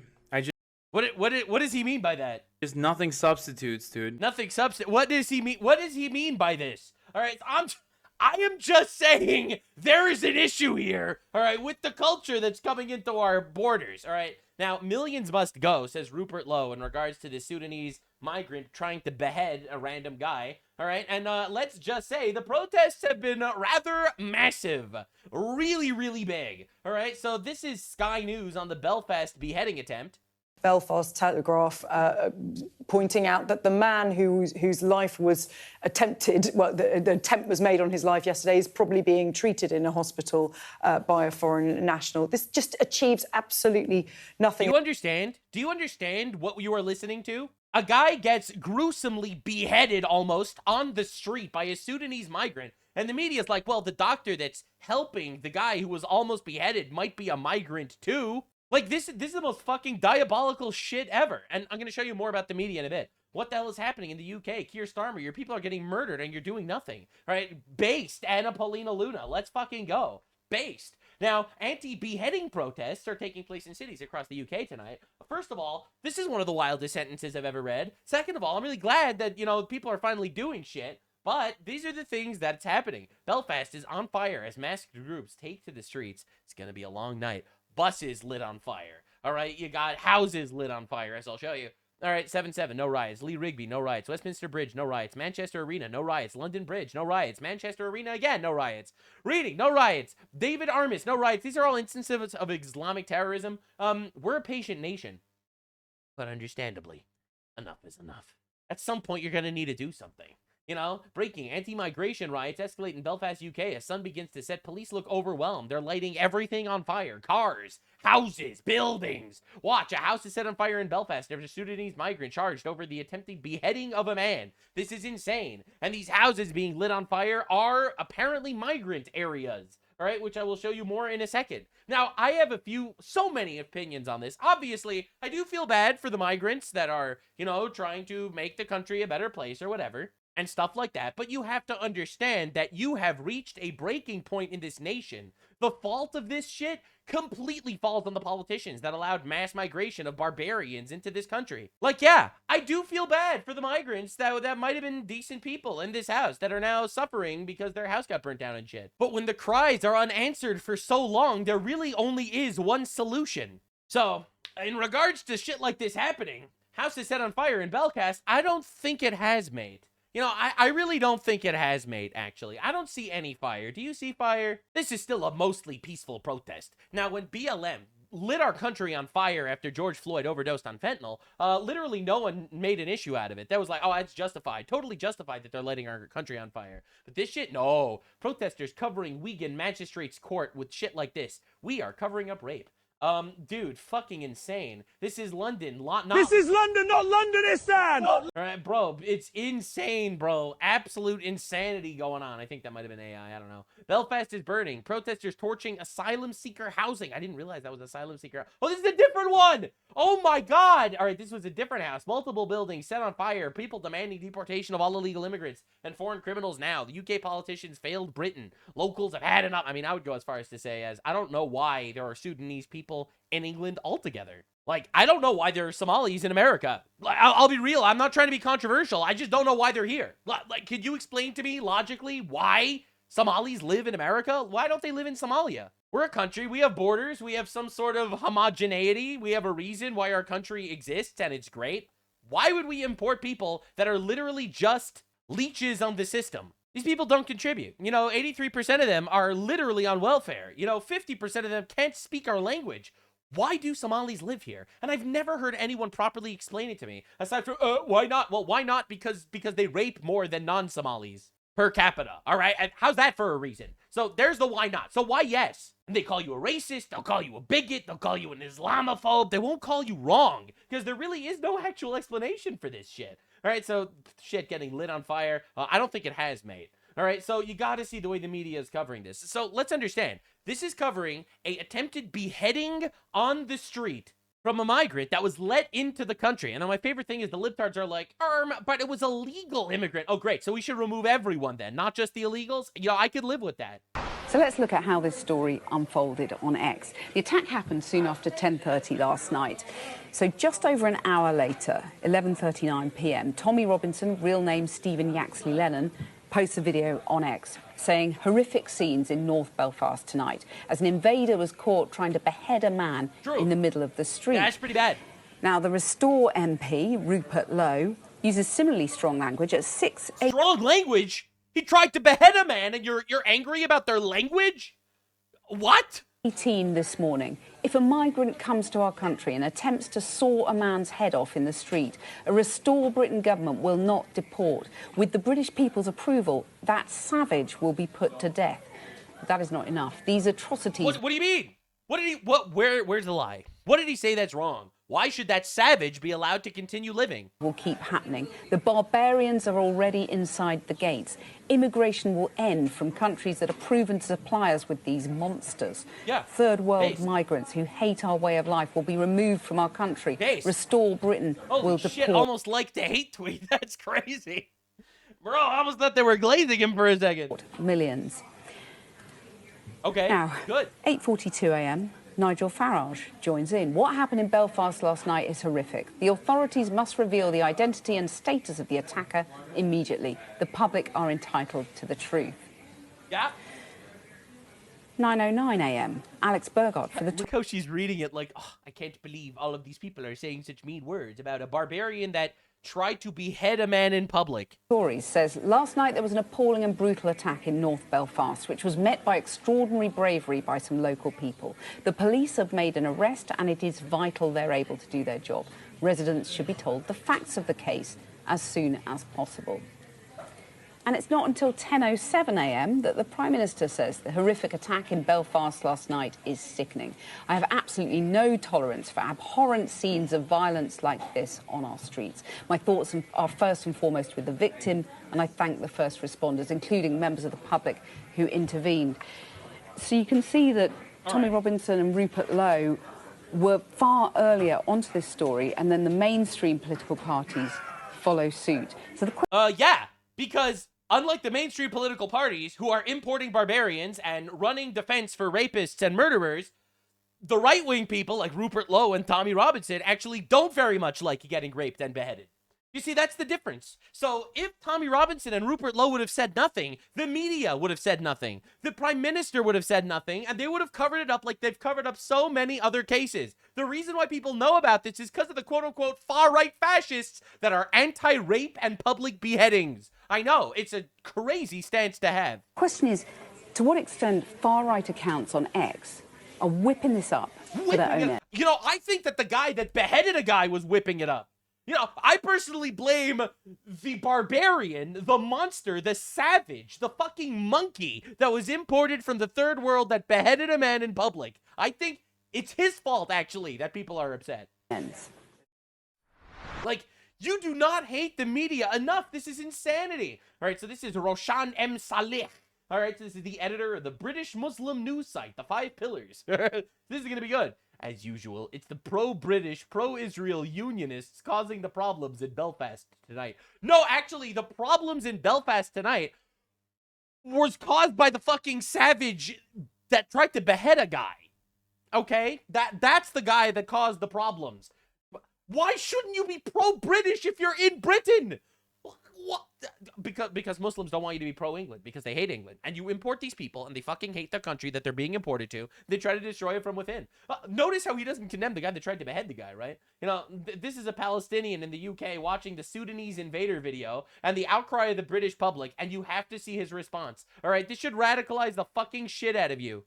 English people are about to have a field day with us because of this. Waking up to watch the footage of a migrant sitting on top of a man trying to cut his head off in the middle of the street in Belfast is sadly no surprise at all. Now, you see, we've imported these fucking animals, these inbred pieces of pig shit that are prepared to raise the bar when it comes to violence. Yeah. For no good reason. I mean, where's the lie? That literally just happened. Blah, blah, blah. It was attempted beheading. Civil war is coming. And now is the time to actually... It's coming now. It's coming for a long time. You see, it's funny because when it's children in Gaza and Lebanon being beheaded... Gaza. People in Gaza and Lebanon are being beheaded. First of all, there was not one documented instance of any child in Gaza or Lebanon getting beheaded. I'm just saying. So far, he's just lying to you. Because of your government's complicity, it's got nothing to do with... Yeah, it has nothing to do with the British government's complicity that Hamas and Hezbollah decided to attack Israel and lose wars that they started. Actually, that has nothing to do with the British government. When it's millions of people being displaced from their homes and lands because of your government's complicity... Notice how he's basically defending the barbarian that tried to behead a guy in public. It's got nothing to do with you. When there's hundreds of countries being colonized because of your government... England is being colonized by Muslims right now. Why the fuck are you in England? Literally, why the fuck are you there? It's complicity and actions. It's got nothing to do with English. You, and you don't care. Until the moment... And by the way, colonization, objectively, was based. I'm sorry. I'm tired of making believe that it wasn't. Yeah, there were bad things that happened through colonization, but it's not like bad things weren't happening in those fucking shitholes before colonization. White people owned black people. Yeah, you know, before that, black people owned black people. Dog, I'm really tired of this shit. You know, people were dying of diseases, of savagery, of tribal feuding. They lived in fucking mud huts, throwing shit at each other, and they were giving paved roads and indoor plumbing and water and rule of law, and they fucking hated it. Yeah, bad things happen through colonization, true. But I would argue that the bad things that happened under colonization were less bad than the bad things that happened in these third world countries when they were left alone. When it steps onto your own country, until it steps... Look how he's fucking defending the guy trying to behead someone in public. ...onto your own doorstep, now, suddenly, it's a war against us immigrants. Because you immigrants are executing people in public. I'm sorry. That's an issue. Because of the consequences of your own government's actions. That's right. It's the consequences of the British people's government why a barbarian from Sudan publicly executed a man trying to behead him. I think he's still alive, though, thank God. He lost an eye, and he was almost beheaded, and he's in the hospital. But, you know. And complicity. You think we want to be here? You think we can? Yes! Otherwise, you fucking wouldn't. Here out of choice? Yes. You think we wanted to come here? Yes. We were forced out of our homes and lands because of... You were not forced out of fucking anywhere to go to England. Your own government's actions. And it wasn't because of their government. This is like actual rewriting of history to excuse executing white people in public. Complicity. Now here we are. And now here we are, and we just rape. That's what we do. It's not my fault. I just programmed to rape and murder. Not my fault. Your fault. Like, even if we accept the premise that they were forced into England by the British government, which is absolutely retarded, okay? All right, but even if we accept that premise, so why are y'all raping people and shit? Like, why is this happening? Goes around, comes around. What goes around, comes around. Dude gets his head hacked off in public. And unfortunately, things are only about to get much worse for us immigrants in the near future. Yeah, stop killing people. So may God be with us. Yeah, true. Wherever you fucking came from. Anyway, Keir Starmer The scenes in Belfast last night were shocking and completely unacceptable. Notice, this is his favorite word, by the way, for those of you unaware. Everything is shocking to Keir Starmer. He never expects anything. Bro is more shocked than Kaya. Literally, no one fucking expect this. Like, bro, you go to this guy's fucking profile, you type in shocking, and you'll lose your goddamn mind. Look at this shit. George Floyd must not become another name. His shocking death should be the catalyst for change. Shocking anti-Semitic arson attack. Shocking attack. Wider community. There's nothing but the shocking events in Plymouth. The scenes in Belfast. Shocking scenes at President Trump's rally. And shocking drop-off in numbers. And a sad day. Situation in Afghanistan is shocking. Our thoughts are with the Afghan people. I'm sure they were. You know, he's never with the British people, but at least he's with the Afghan people. Hey. So the scenes in Belfast, shocking, completely unacceptable. There's no justification for the violence and the disorder we saw threatening our communities, nor for those who encouraged it online or elsewhere. All right, anyone that's going to be anti-immigration online is going to jail over this. I hope you're aware. That's just England. It is clear that people were targeted last night because of the background, and I will not tolerate it. Those responsible will feel the full force of the law. I love how he doesn't even talk about this, like, for terrorism and shit. It's insane. You know, it's wild watching this happen. So he's super fucking mad, obviously. Riots in our streets. No, we don't like this beheading on our streets. Yes, import more of those, please. Import more of those, please. You said fuck all when the Muslims rioted in Leeds, you two-faced traitorous scum. Double-decker bus destroyed an arson attack in Leeds, and he had nothing to say about that one. It's so weird. It's almost like he only cares about some specific violence and not about other violence. So Starmer welcomes people into the country who behead people, and he shakes their hand. All right? Those guys are welcome into England. But you know who's not welcome in England? People that like England. Those guys are bad. Zia Yusuf actually posted this. All right? This is Zia Yusuf, member of the British government. Remember, it's not madmen trying to behead people in the street or police handcuffing white people that bled out that causes division. It's reform politicians. Right-wing people. The political class are sick. That's right. If you're angered by a public beheading, you're not angry about the beheading. You're angry about right-wing politicians that divide people. Holy fucking shit, dude. Crime is now... These are all Muslims, by the way. It's crazy. That crime is now being viewed through an entirely radicalized lens, but only when the perpetrators aren't white. What are we even fucking talking about? Holy shit. This was Ash Sarkar, by the way, gloating about white people becoming a minority in England. The white British population has decreased by 600,000, while the minority population has increased by 1.2 million. So, yes, lads, we're winning. So you are literally talking about winning in regards to white genocide, and then it's like, I can't believe people are radicalized and looking at this through a racial lens. Oh, really? You are directly talking about winning by killing and outbreeding white people in their own country. Holy shit. Zach Polanski, leader of the Green Party, that's the far left guys, like the Islamists and the communists. Politicians who fan these flames should hang their heads in shame. Time and time again, we've seen the story played out. Single incidents used to fuel the far-right narrative, and communities across the nation are paying the price.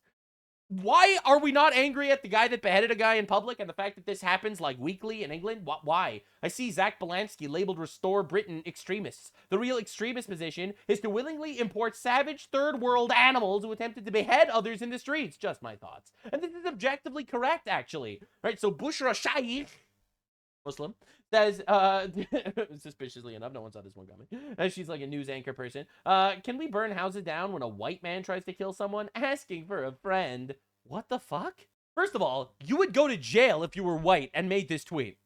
Second of all, you do that! You literally do that! There was just a church that was lit on fire in England. There was a synagogue lit on fire in England. They firebombed ambulances in England.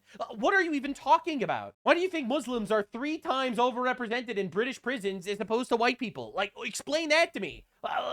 You can't. You can't, unless you want to be honest, of course. You know, the rioters have set a house on fire in Belfast. I don't think they have, mate.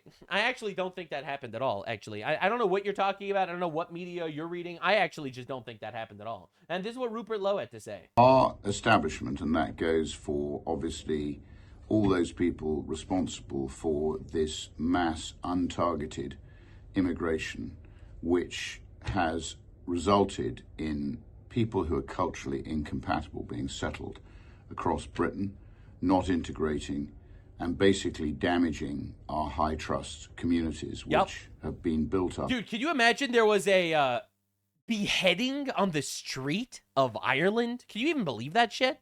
Like, we left that shit in the dark ages. We are way past that, but we're importing people who didn't figure that out yet. Over many centuries. and which operated extremely well. This was a Sudanese man in Belfast who came into the UK. He was allowed in by Robert Jenrick. That makes it worse, Suella by the way. Braverman, who were Immigration Minister and That Home makes it worse. Secretary at the time. They're now Reform MPs.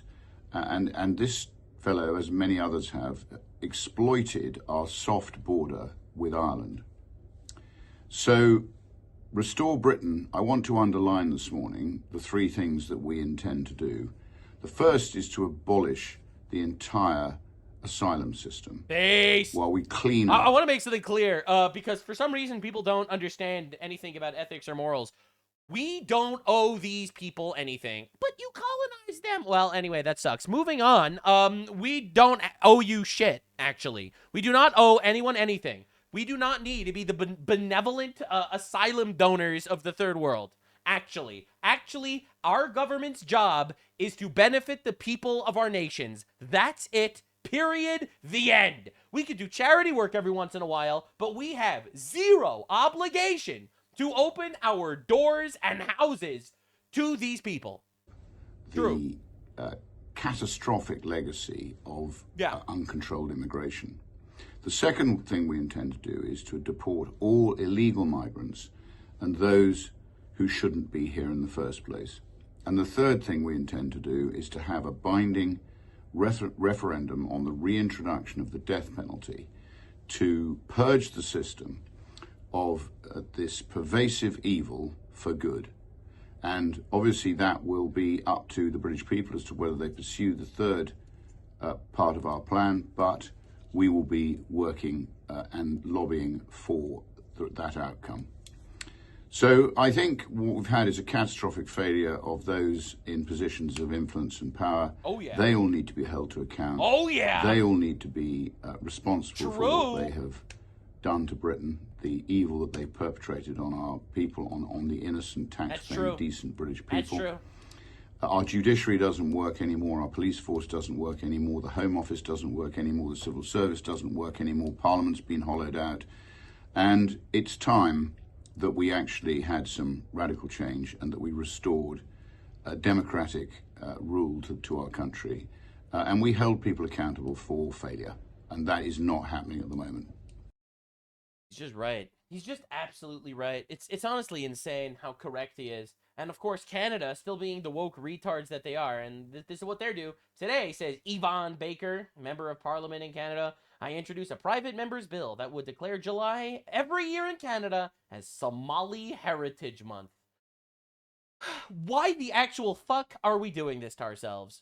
And you all need to be as outraged about this as I am. We have zero obligation to import savage, cannibal, third world murderers, rapists, and killers into our nations. We owe these people fucking nothing. But you did X, Y, and Z 100 years ago. Actually, this is gonna shock you. I don't fucking care. Not really my problem today. All right, now, anyway, I wanted to see Asmongold's reaction to this, because I love when he crashes out over this. Because, obviously he has different political stances than I do in various areas, but one thing that we completely agree on is that we don't owe these fucking savages anything. A lot of the footage for this is a little bit hard to see, and I can only show the blurred versions, right? Yeah, I didn't show the actual one, obviously, because I would not survive on YouTube. Reform politicians let this monster into our country. I've just watched the most horrific footage from Northern Ireland, from Belfast. So far. Of one man on top of another with a knife, obviously screaming and shouting. Some patriots effectively attempted to intervene. I don't know what has happened to the victim, but it didn't look good. We want our high trust society back. That's right. We're not going to get it back by people being deceitful. We need honesty, we need truth, we need authenticity, and we need openness. That's exactly right. No, he's totally right about this. The Belfast attacker was granted a 5-year visa by the UK government. Man taken to the hospital with serious injuries after the stabbing. It was an attempted beheading, be honest for once. What is this here? It was an attempt. Oh, bro. As I said, the media are the enemy. New Belfast mayor highlights drive towards diversity in the city. Guys, I cannot express how much that... Liberal white women are actually the threat to Western civilization. It's not even a joke. It really isn't. It's like our civilization is based on biblical values, man. All these retards crying about a patriarchy. A patriarchy is actually a good thing. And when you lose the patriarchy, that's when you lose your nation. This shit's insane.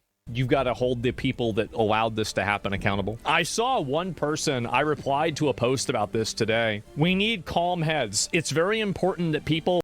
Zara Hussein said this. I feel like it's important to pronounce the name of the person who's talking about needing calm heads. Like Rupert Lowe, Elon Musk, Nigel Farage, and others don't use this horrific Belfast incident to whip up Look how insane this is. hostility and division against minorities, migrants, and Muslims living in the UK. Muslim guy tries to behead a white guy. Muslims are the victims. So I replied to this and I said, these are the calm heads, actually. Keep running defense for these communities and reframing accountability as racism, and you will find that out. Nigel Farage and Rupert Lowe might be one of your last chances to have a moderate voice solve this problem. Because the problem... Yeah, because if you can't vote your way out of this, civil war is going to be the only option.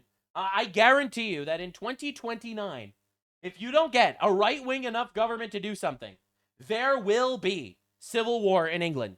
All right, mark my words. Will be solved. Nostradamus hath spoken. Will either be solved moderately or in an extreme way. This can't continue. It obviously can't continue. I think everybody knows this. Some cultures are much better than others. Even Reform UK is saying this. People on Reddit are agreeing. Uh-oh. They're going to have to do a mass ban wave again.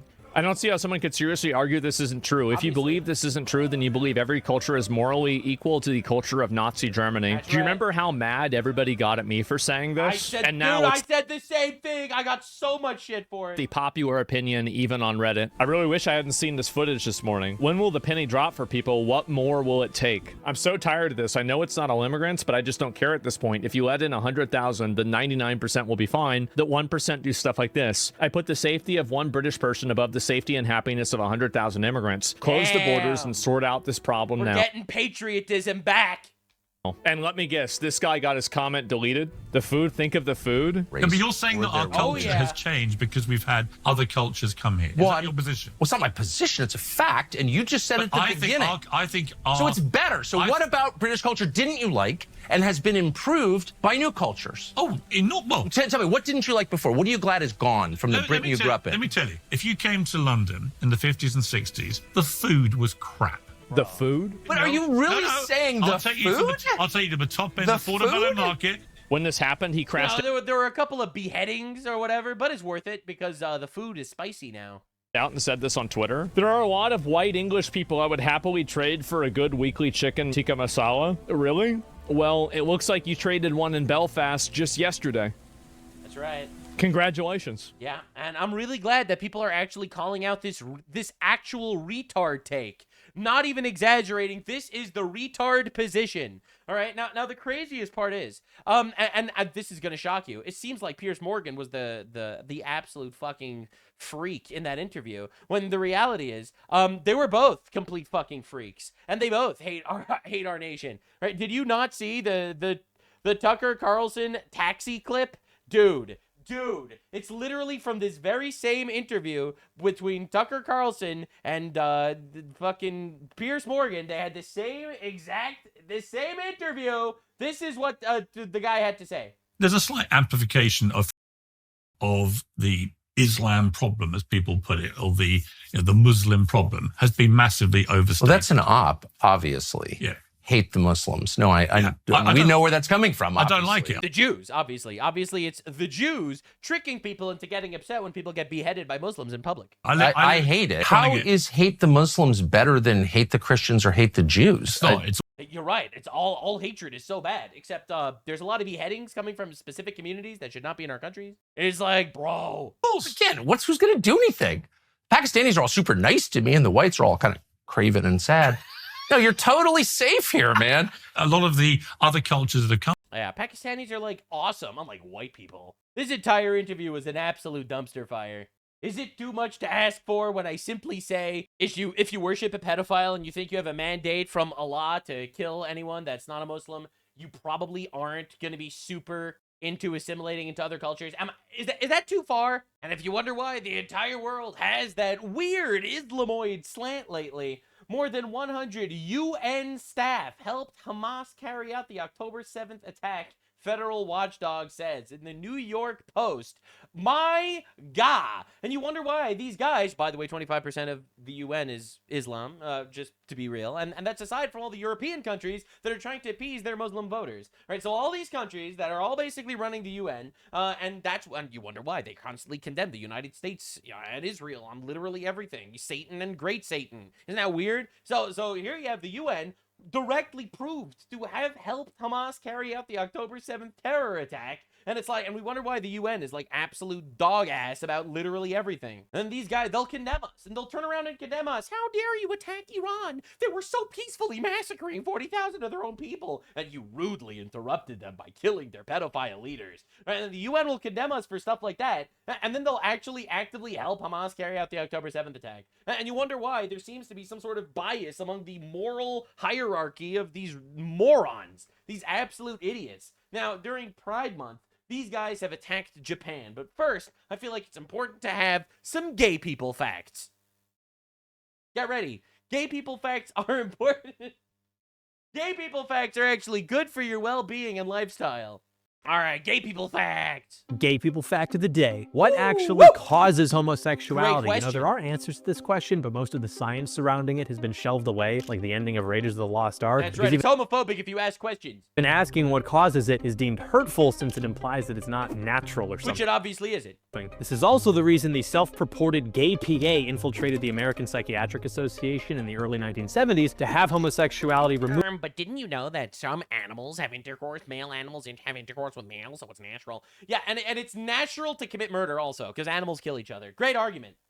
From the Diagnostic and Statistical Manual of Mental Illnesses, but we will talk more about that. It used to be a mental illness, and now we've decided, hold up. That is not indicative to slapping God across the face. So we have to make it normalized in society. Later this month. The first thing is that it's not genetic. We have spent hundreds of millions of dollars and countless man-hours trying to find a gay gene. We've come up with nothing significant at all. Moreover, homosexuality being genetic doesn't really make sense given that gay men are not passing down their genes very often. So it's not genetic in the sense that it's passed down like eye color, but there are some biological factors that can influence this, things like prenatal hormone exposure in the womb, but these things can make boys more feminine, more sensitive, less able to grow into a natural masculine identity. Ultimately, it comes down to a failure to identify with a normal masculine identity, oftentimes because of some kind of artificial disruption in the development of it, which can often be attributed to something quite traumatic. If you look into studies on male homosexuality, you see constant references to having problems with both parents, and among some researchers, the father-son relationship especially. The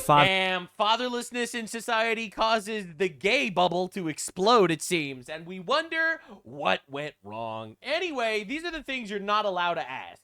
All right, because obviously society wants you to believe that it's totally natural, healthy, and good for men to have sex with men. You know, because they hate God, obviously. Also, by complete coincidence, about 18% of homosexual people claim that they had sex with their parents, that they were abused as a child. Like, this can't be a coincidence. You know, homosexual parents, 18% of them end up getting in trouble with having sex with their children, and heterosexual parents are 0.6%. Like, that's a pretty wild one. But the reason why I wanted to start off by talking about this is and explaining the fact that, yeah, obviously it's not normal and healthy and great, nor is it moral per se, in my worldview at least. I know a lot of people hate me for this take, but I actually don't care about your opinion in general. I just say what I believe, which is why you like me or hate me. Because it seems like the UN is attacking Japan because Japan isn't friendly enough to aberrant, deviant sexual behavior. Man, this one's gonna be huge. What the fuck happens here? Japan. The UN is so mad. All right, let's go. The UN is so mad that Japan called them out in 2025 and even cut funding to the UN. That we have the UN's latest attempt at retaliating against Japan by trying to get companies in Japan to embrace what they call LGBTIQ plus business policies. That's right. And Japan was like, actually, that's fucking stupid. We don't like that at all. Yes, true. Based Japan once again. And now you're like, yes, globo homo is not a conspiracy theory. It literally is done at the highest echelons of society to push this gay retard shit onto everyone. It is very obvious that it is an actual op. And trying to get those companies to literally turn against the Japanese government. Yeah. Now, if you're not familiar with the situation I referenced work where out very Japan well was for them. calling out the UN, I'm referring to this situation from 2025 where AP had wrote, Japan to halt funding to a UN women's rights panel over call to end male-only imperial secession. This was hilarious, too. This whole thing is hilarious, man. The UN is such a joke. It really Check this is. out really quick. Quick refresher on this. Japan on Wednesday said it will freeze voluntary funding for a United Nations women's rights panel that called for an end to the country's male-only imperial secession rule. The unusual step comes in response to a report published in October by the Committee on the Elimination of Discrimination Against Women, or CEDAW, urging Japan to revise the male-only secession rule under the Imperial House law to allow a female emperor. The UN was literally upset that Japan would not have a female emperor. Japan responded with this statement to the UN that says the right to succeed the imperial throne is not included among basic human rights.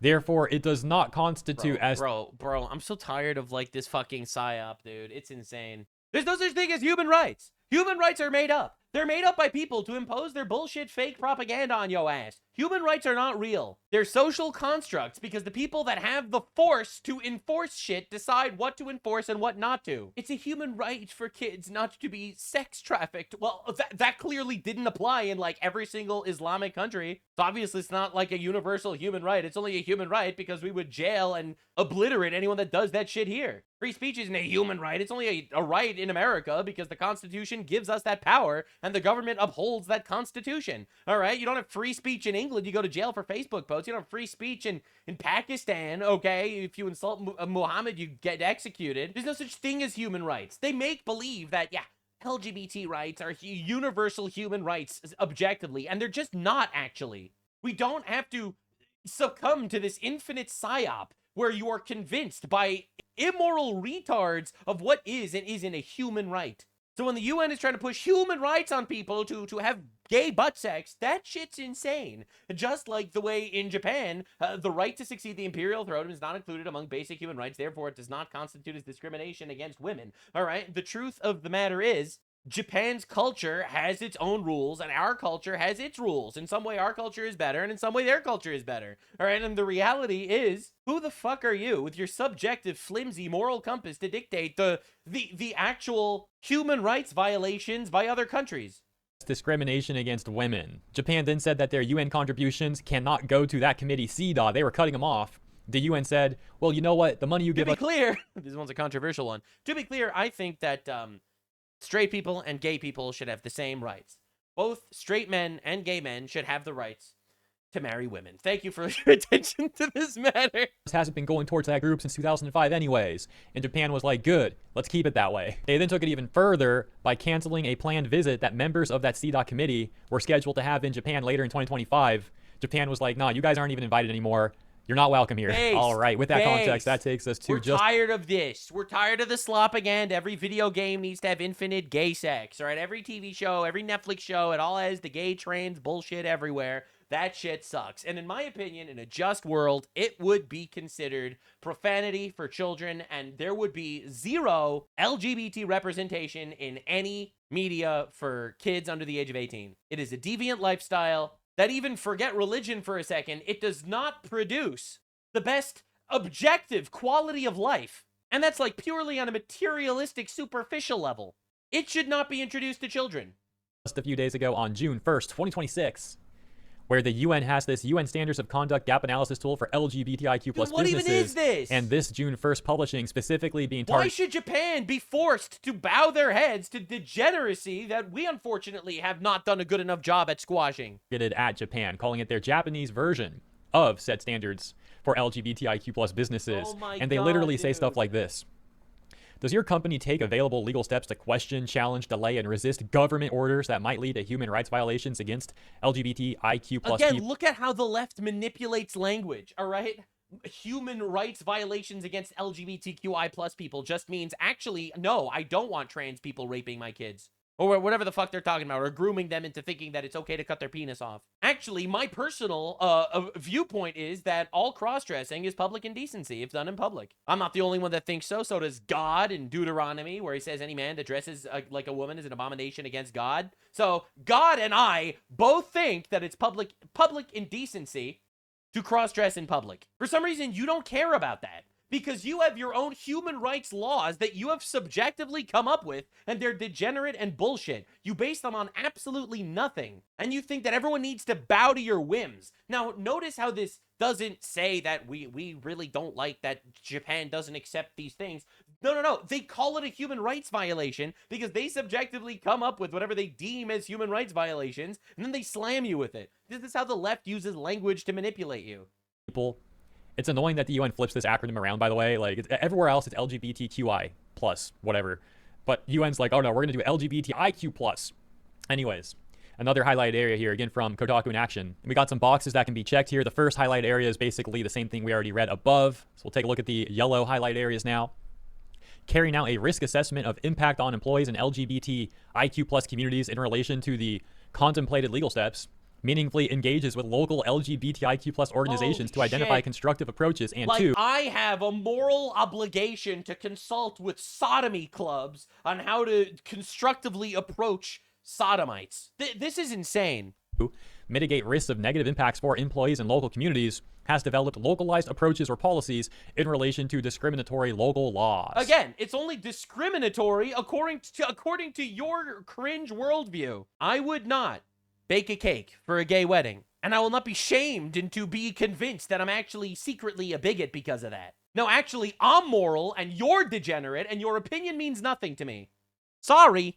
And you just know the UN's going to be reaching here as much as they possibly can, as they always do, obviously, while ignoring countries that actually do have laws. Like, dude, I love how, like, the UN, again, completely Islamized, all right? It's 25% Muslim countries, all right? But they'll still play along with this, all right? But meanwhile, you have gay people getting executed in Islamic countries, and they have nothing to say. But for Japan, all of a sudden, we need to globalize our shit to Japan. Obviously, we need to tell Japan that they're not woke enough.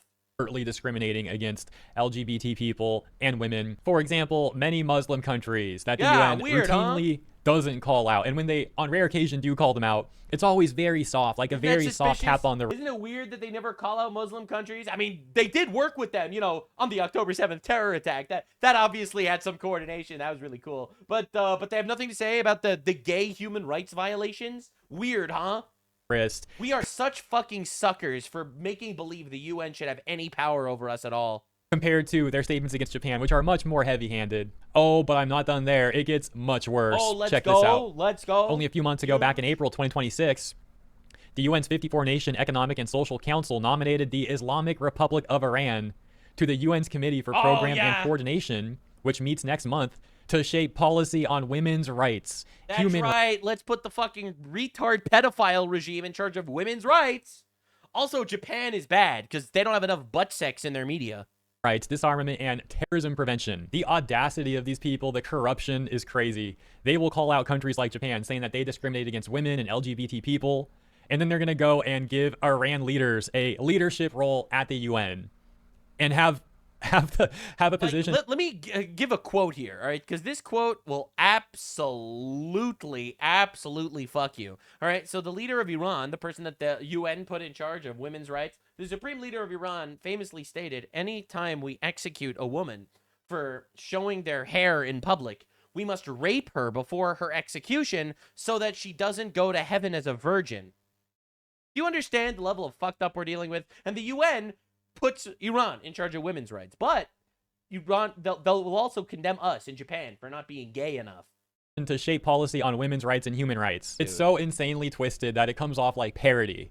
But no, this is how they actually are. And of course, don't get me started on the credible claims that have been levied at the UN for how they have gone to countries and their quote-unquote peacekeepers have done horrible things to women and children in those countries that I can't go into detail about here. Now, I'd like to talk about how the UN's tactics here against Japan really mirror Larry Fink of BlackRock in an infamous clip where he talks about forcing behaviors. Bro, however, I've played that Larry... It's crazy how we let these fuckers get away with this shit. This globalist retard cabal is absolutely diabolical. And the fact that we're part of this mafia for some reason is insane to me. I don't know why Trump doesn't actually just leave the UN. I'm so tired of this. Think one before. So before we play it again here, because you might have seen that already in my prior coverage, here's something I don't think I have covered before. This is a little bit of a segue from the Japan stuff, but it is related to the UN, as we have the World Health Organization here, WHO, which is an arm of the UN. A Taiwan official then asks this WHO, this WHO official, about Taiwan joining WHO. The guy completely ignores her, says it's a technical difficulty. Oh, I just didn't hear the question. She says, oh, okay, no problem, I can repeat it. He's like, no, let's just move on, because, you know, the UN is terrified of upsetting China. WHO considered Taiwan's membership. Here's the silence. He's LARPing now, so we can't hear her. Hello? I'm sorry, I can't hear. I couldn't hear your question. Okay, yeah, I couldn't hear your question. I'm from the UN. I suck China's pee-pee. Anyway, moving on. Let me repeat the question. No, that's okay. Let's move to another one then. When I would... Dude, that's so crazy. I never saw that clip. What? No. No. I can't believe it. Oh my God. That's brutal. That's absolutely brutal. No. We would like to join who? Sorry, I couldn't hear a question. Anyway, let's move on to another question, bro. Easy. No, that's okay. Let's just move to another one. No, now, my bad. She's not a Taiwan official. She's actually a Taiwan reporter. But she tried to question him one more time, and the guy just actually drops the entire call at this point. I'm actually curious on talking about Taiwan as well, on Taiwan's case. Dude. The way you can see him like lean forward and turn it off. Done with one scumbag and right on to the next. Now we've got that Larry Fink clip talking about forcing behaviors. And a quick refresher of why I bring this up. It's because it's very similar to the tactic that we see, as I covered in the beginning, the UN trying to use with Japan under the guise of like, oh, LGBT companies, you should stand up against the government, against the Japanese government. They're trying to enforce, or excuse me, force behaviors. Now, Larry Fink through BlackRock has collaborated with the UN on multiple occasions, although recently they pulled out of a climate deal they used to be a part of with the UN, so that's starting to dwindle a little bit, at least in the public. Who knows what's really going on behind the scenes, but now we'll play the clip. Criteria for you? Well, behaviors are going to have to change, and this is one thing we're asking companies. You have to force behaviors, and at BlackRock we are forcing behaviors. Look how insane this is, because who makes you the moral arbiter of literally fucking anything? At BlackRock, we force behaviors, like just cartoonishly evil stuff. 54% of the incoming class are women. We added 4 more points in terms of diverse employment this year. Yeah, but why is this good? What we're doing internally is if you don't achieve these levels of impact, your compensation could be impacted, okay? We're doing the same thing. And so it's... Oh yeah, we're also pushing gay sex on everyone. It's awesome. On the side, who chimes in, it's like, oh yeah, we're doing the same thing, you know, feeling like a real winner with their authoritarianism. You have to force behaviors. And Dude, if you don't force behaviors, whether it's gender or race or just any way you want to say the composition of your team, you're going to be impacted. I'll leave it there, ladies and gentlemen. Bro, these people are actually cartoonishly evil. The UN just actually thinks it's the world government from One Piece. It's actually insane. The UN just declared war on Japan by writing a strongly worded letter, and then Japan promptly said, fuck you, and left. What a clown show, man. We gotta abolish this shit immediately. You get your morals from God. I get my morals because I want to make billions of dollars on retard psyops to turn everyone against each other, all right? So obviously, I am better than you. Thanks, sir. Your opinion goes straight into the trash with the opinions of every online prostitute that I come across. Your boos mean nothing. I've seen what makes you cheer.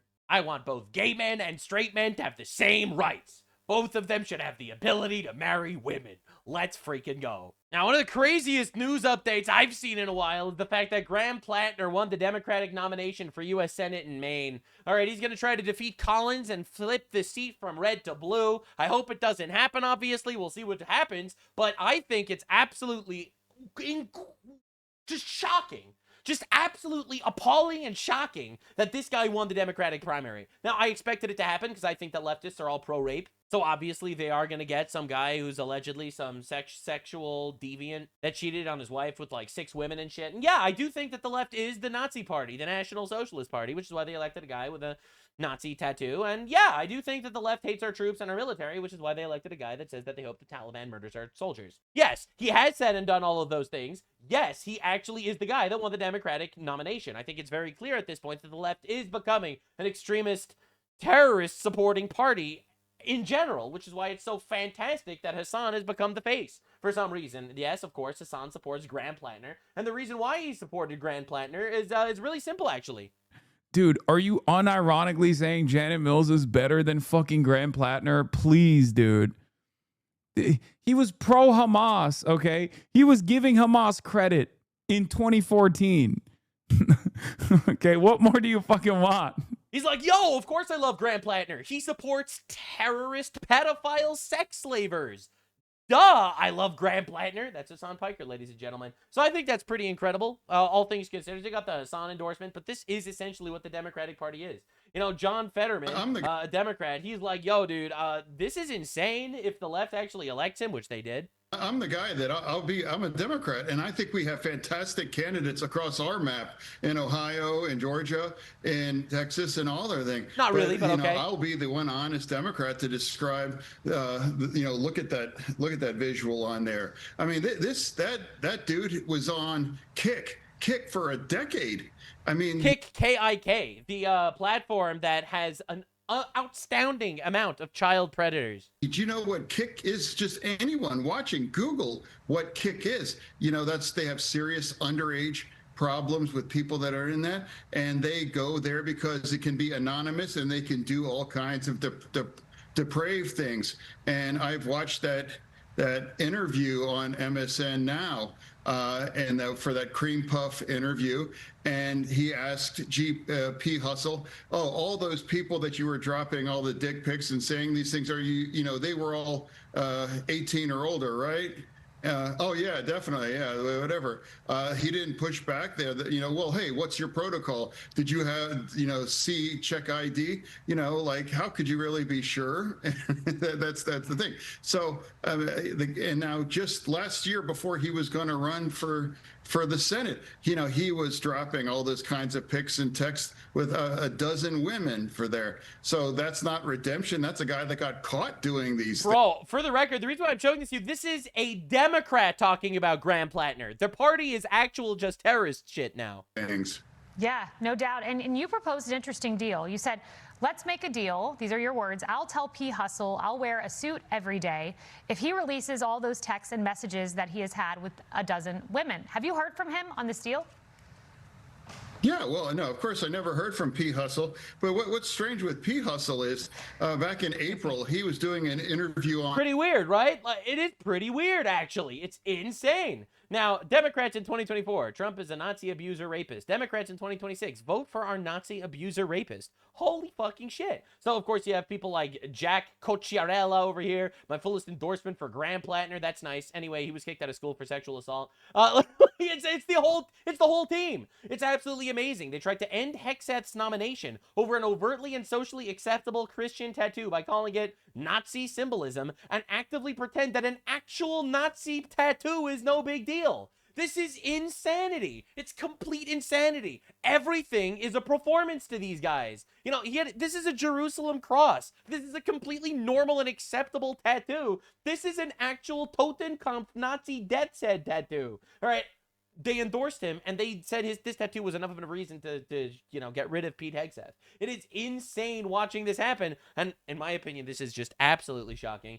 Informing voters of sexual assault rumors boosted Plattner's lead to 8.1% among voters 18 to 29. 75% support Plattner after hearing the allegations. I guess white liberal women really just all have rape fantasies, actually. It's insane. It's absolute insanity. So, yeah, I guess that's why they keep voting to bring in migrants to rape them. I guess they just love rape or something. Well, what do you want me to say? What other conclusion can I draw? All right, so this dude tears him to shreds. Is Graham Plattner, a Maine oyster farmer and progressive Democrat Senate candidate.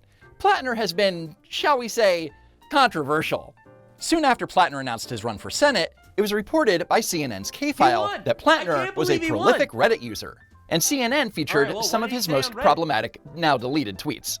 I'm a vegetable-growing, psychedelics-taking socialist these days. Still got the guns, though. I don't trust the fascists to act politely. I got older and became a communist. I did used to love America, or at least the idea of it. These days, I'm pretty disgusted by it all. This guy is such a perfect face for the Democrat Party right now. An actual pro-Hamas, Nazi guy who hates our country and our military. It's just so perfect. Such a fantastic way to describe the left. And in a thread titled, "White People Aren't as Racist or Stupid as Trump," Plattner wrote, living in white rural America, I'm afraid to tell you, they actually are. When CNN asked him about the comment, Plattner replied, I'm also a white guy and I don't think I'm racist. Ah, the classic, I'm one of the good ones defense. He's basically saying, my voters are racist hillbillies, but not me, the enlightened oyster farmer who takes shrooms. That's right. The following day, the Washington Post reported about even more deleted Reddit tweets, including some that downplayed sexual assault concerns. That day, Genevieve McDonald, Plattner's political director, resigned, and in her resignation letter said that his online comments are not words or values I can stand behind in a candidate for the United States Senate. But it turns out the leftists are just like actual terrorists these days, so they love him anyway. Isn't that awesome? And then 3 days later, Axios reported that Plattner wrote in 2020 that he had an Antifa super soldier label on his armor, likely a reference to tactical gear like he used in the military. Plattner said in a statement, this was a dumb joke, like most of my old Reddit posts. He's just a goofy little prankster. Just a silly little guy casually LARPing as a militant extremist in tactical body armor. Hilarious. So you regret those past posts? Oh, of course. I mean, I've said that. I don't know how many, yes, deeply. The only thing he deeply regrets about his past posts is that he was are that caught. they're affecting his Senate campaign. And then it was reported that a tattoo on Graham Plattner's chest was a Nazi Totenkopf. A tattoo on his chest that resembled Nazi imagery. Ah, the classic political pipeline. One day, you're apologizing for calling your voters racist, and then 3 days later, you're explaining why you have the emblem of the SS tattooed on your chest. Tale as old as time, really. We did what Marines on Liberty do, and we decided to go get a tattoo. And we went to a tattoo parlor in Split, Croatia, and we chose a terrifying looking skull and crossbones off the wall because... Terrifying looking? It was a literal Nazi death's head tattoo? We were Marines, and, you know, skulls and crossbones are a pretty standard military thing. We got wind that in the opposition research, somebody was shopping the idea that I was a secret Nazi with a hidden Nazi tattoo. No, it was a very out in the open, basic Nazi tattoo, actually. And I can honestly say that if I was trying to hide it, I've not been doing a very good job for the past 18 years. In response, Genevieve McDonald wrote on Facebook, he's not an idiot, he's a military history buff. Maybe he didn't know it when he got it, but he got it years ago, and he should have had it covered up because he knows damn well what it means. Wait, you're telling me that the guy who spent multiple combat tours in the military and reads history books for fun just accidentally picked the emblem of the most notorious death squad of the 20th century off a flat sheet? Makes sense to me. What's your problem? Dude, is this not absolute insanity? These guys that have been calling every single right-wing guy a Nazi, every single one of them, you know, they celebrate Charlie Kirk's murder because, well, he was a Nazi, so it's good he's dead. And that is basically the public sentiment on the left these days. They'll elect an actual Nazi. You can't make this up. We're actually living in clown world. None of their words mean anything. They just want you dead, and they don't care how they actually do that. Nazi-style tattoo. It is the tattoo of concentration camp guards. It is the very worst tattoo you can get if you are getting anything Nazi, and that's a pretty high bar there. So between the extremely problematic posts and the tattoo, Democrats pulled their support for Graham Plattner. Yeah, I'm just kidding. Democrats are terrible. You said yesterday you're still supporting him. Why? I'm not overly impressed by a squad of media running around saying, what do you think about the tattoo on Graham Plattner's chest? Between you and me, there might be one or two more important issues. Which is weird because back in 2017, when Democrats were pushing the very fine people hoax, Bernie Sanders said the following. When you have a president commenting on a march by Nazis and white supremacists who then declares, well, there are nice people on both sides. Mr. President, there are no nice Nazis. But if there's one... They don't call you a Nazi because they think you're a Nazi. They call you a Nazi so they could justify your death, all right? Evidence is they have an actual Nazi that they're all promoting. It's crazy. One thing that the modern Democrat Party loves more than calling everyone they disagree with a Nazi, it's circling the wagons to protect the guy with an actual Nazi tattoo in an attempt to capture a Senate seat. Look, Graham clearly made a mistake, and I've been on CNN saying that what I appreciated about him is he owned he got a permanent Nazi mark on his body. Oops. That mistake. He took responsibility for it, and I don't think that that's disqualifying. But like most everybody, Yeah, if that was the only issue, I would agree with you totally, bro. There are stumbles along the way, and there's some things that he regrets having done, and I'm sure the public will hear about them. My genuine belief here is that voters in Maine right now are concerned about the fact that they can't afford health care, they can't afford housing. We have the most corrupt White House in American history. He seems like a flawed person who's been through some shit and come out the other side. It is crazy watching these side by side. It is absolutely crazy watching these side by side. Oh my God. Think he's a Nazi for what it's worth. I think he was a drunk Marine in Croatia, and when you walk into a tattoo parlor there, the time period he was there, basically anything you picked off the wall would have been problematic. And no, I don't love everything he's ever posted on Reddit, but I think people are allowed to grow and change. And Mainers seem to have accepted that he has changed. I mean, We're allowed to grow and change. Anyway, Donald Trump did a thing I don't like 50 years ago. We have to kill him now. But this guy who's literally sexting with women while married, cheating on his wife, and having Nazi tattoos and supporting terrorist organizations, that guy's awesome. For a symbol like this, is it not irrelevant when an election is timed as to whether or not that's okay? No, look, this is all very relevant stuff, but it's relevant to the voters who are voting. The Nazi tattoo was something that he owned up to. He said it was a mistake. He did it when he was signing up. Fucking third worlder in our government is coming out here to support the guy that supports terrorist organizations and is a Nazi. You know, I'm starting to think that actually they don't care about Nazism. They just love terrorism. To serve this country and the military. He learned from it. And the question is, are we going to believe in redemption and people being... Do we believe in redemption, says the guy that supports Trump getting fucking murdered and shit, allegedly? Dude, this guy openly supports terrorist organizations. What are we doing? Flawed and then having a chance to move on. Yeah, look, he's clearly not the perfect person or the perfect candidate. He's himself acknowledged that he's kind of he's a flawed person, and he's been very open about working on that. He's flawed. Like, he's a Nazi that supports terrorist organizations. He's flawed. Working on it, guys. I mean, who needs a seasoned legislator when you can use a seat in the United States Senate as a tax-funded rehabilitation program? But hey, who needs moral standards when you have a tie-breaking vote to secure? Principles are expensive, but holding power, that's priceless. So while most Democrats shrugged over the revelations about the posts and the tattoo, some immediately broke ranks and called out the insanity. All right. Here's Massachusetts Congressman Jake Auchincloss. I've been clear about Graham Plattner. I find that tattoo and his commentary about it to be personally disqualifying. I hope Maine voters agree with me. I think it would be a mistake for the Democratic Party to think that Graham Plattner's brand of the Democratic Party is what wins us durable majorities throughout this country. Wow. Massachusetts Congressman Jake Auchincloss. It's a miracle his own party didn't censure him on the spot for letting a pesky little thing like principles get in the way of a Senate seat. And Auchincloss wasn't the only one pointing out the absolute insanity of the situation. When I was growing up, if someone had a clear Nazi tattoo on them, you probably could conclude that there's a Nazi sympathizer. Could you even imagine if Trump had like a Nazi tattoo? Can you even imagine? Bro, they called like Charlie Kirk a Nazi. They call Trump a Nazi. They still do. And their reasoning is like, he wants to close the border. He actually wants a country with borders. I guess that makes you a Nazi. How, at some point, you're going to continue to Their words mean nothing. You can never trust them ever. to defend that or dismiss that. I mean, he has said that these does not represent him. It was a different time in his life. I'm so sorry. And now he stopped acknowledging those things. But in 2026, things work differently. And by late May, Plattner was leading his fellow Democrat candidates by 66 points. You couldn't blame Plattner for feeling invincible. Are there other skeletons from your past that still may emerge in this race? No. Are you sure about that? No, there's not anything else coming. That's why they led with what they had. They led with what they had. Oh, Graham, sweet, innocent communist Graham. That's not how opposition research works. And as Graham would soon find out, political opponents don't release all of the bad news at once.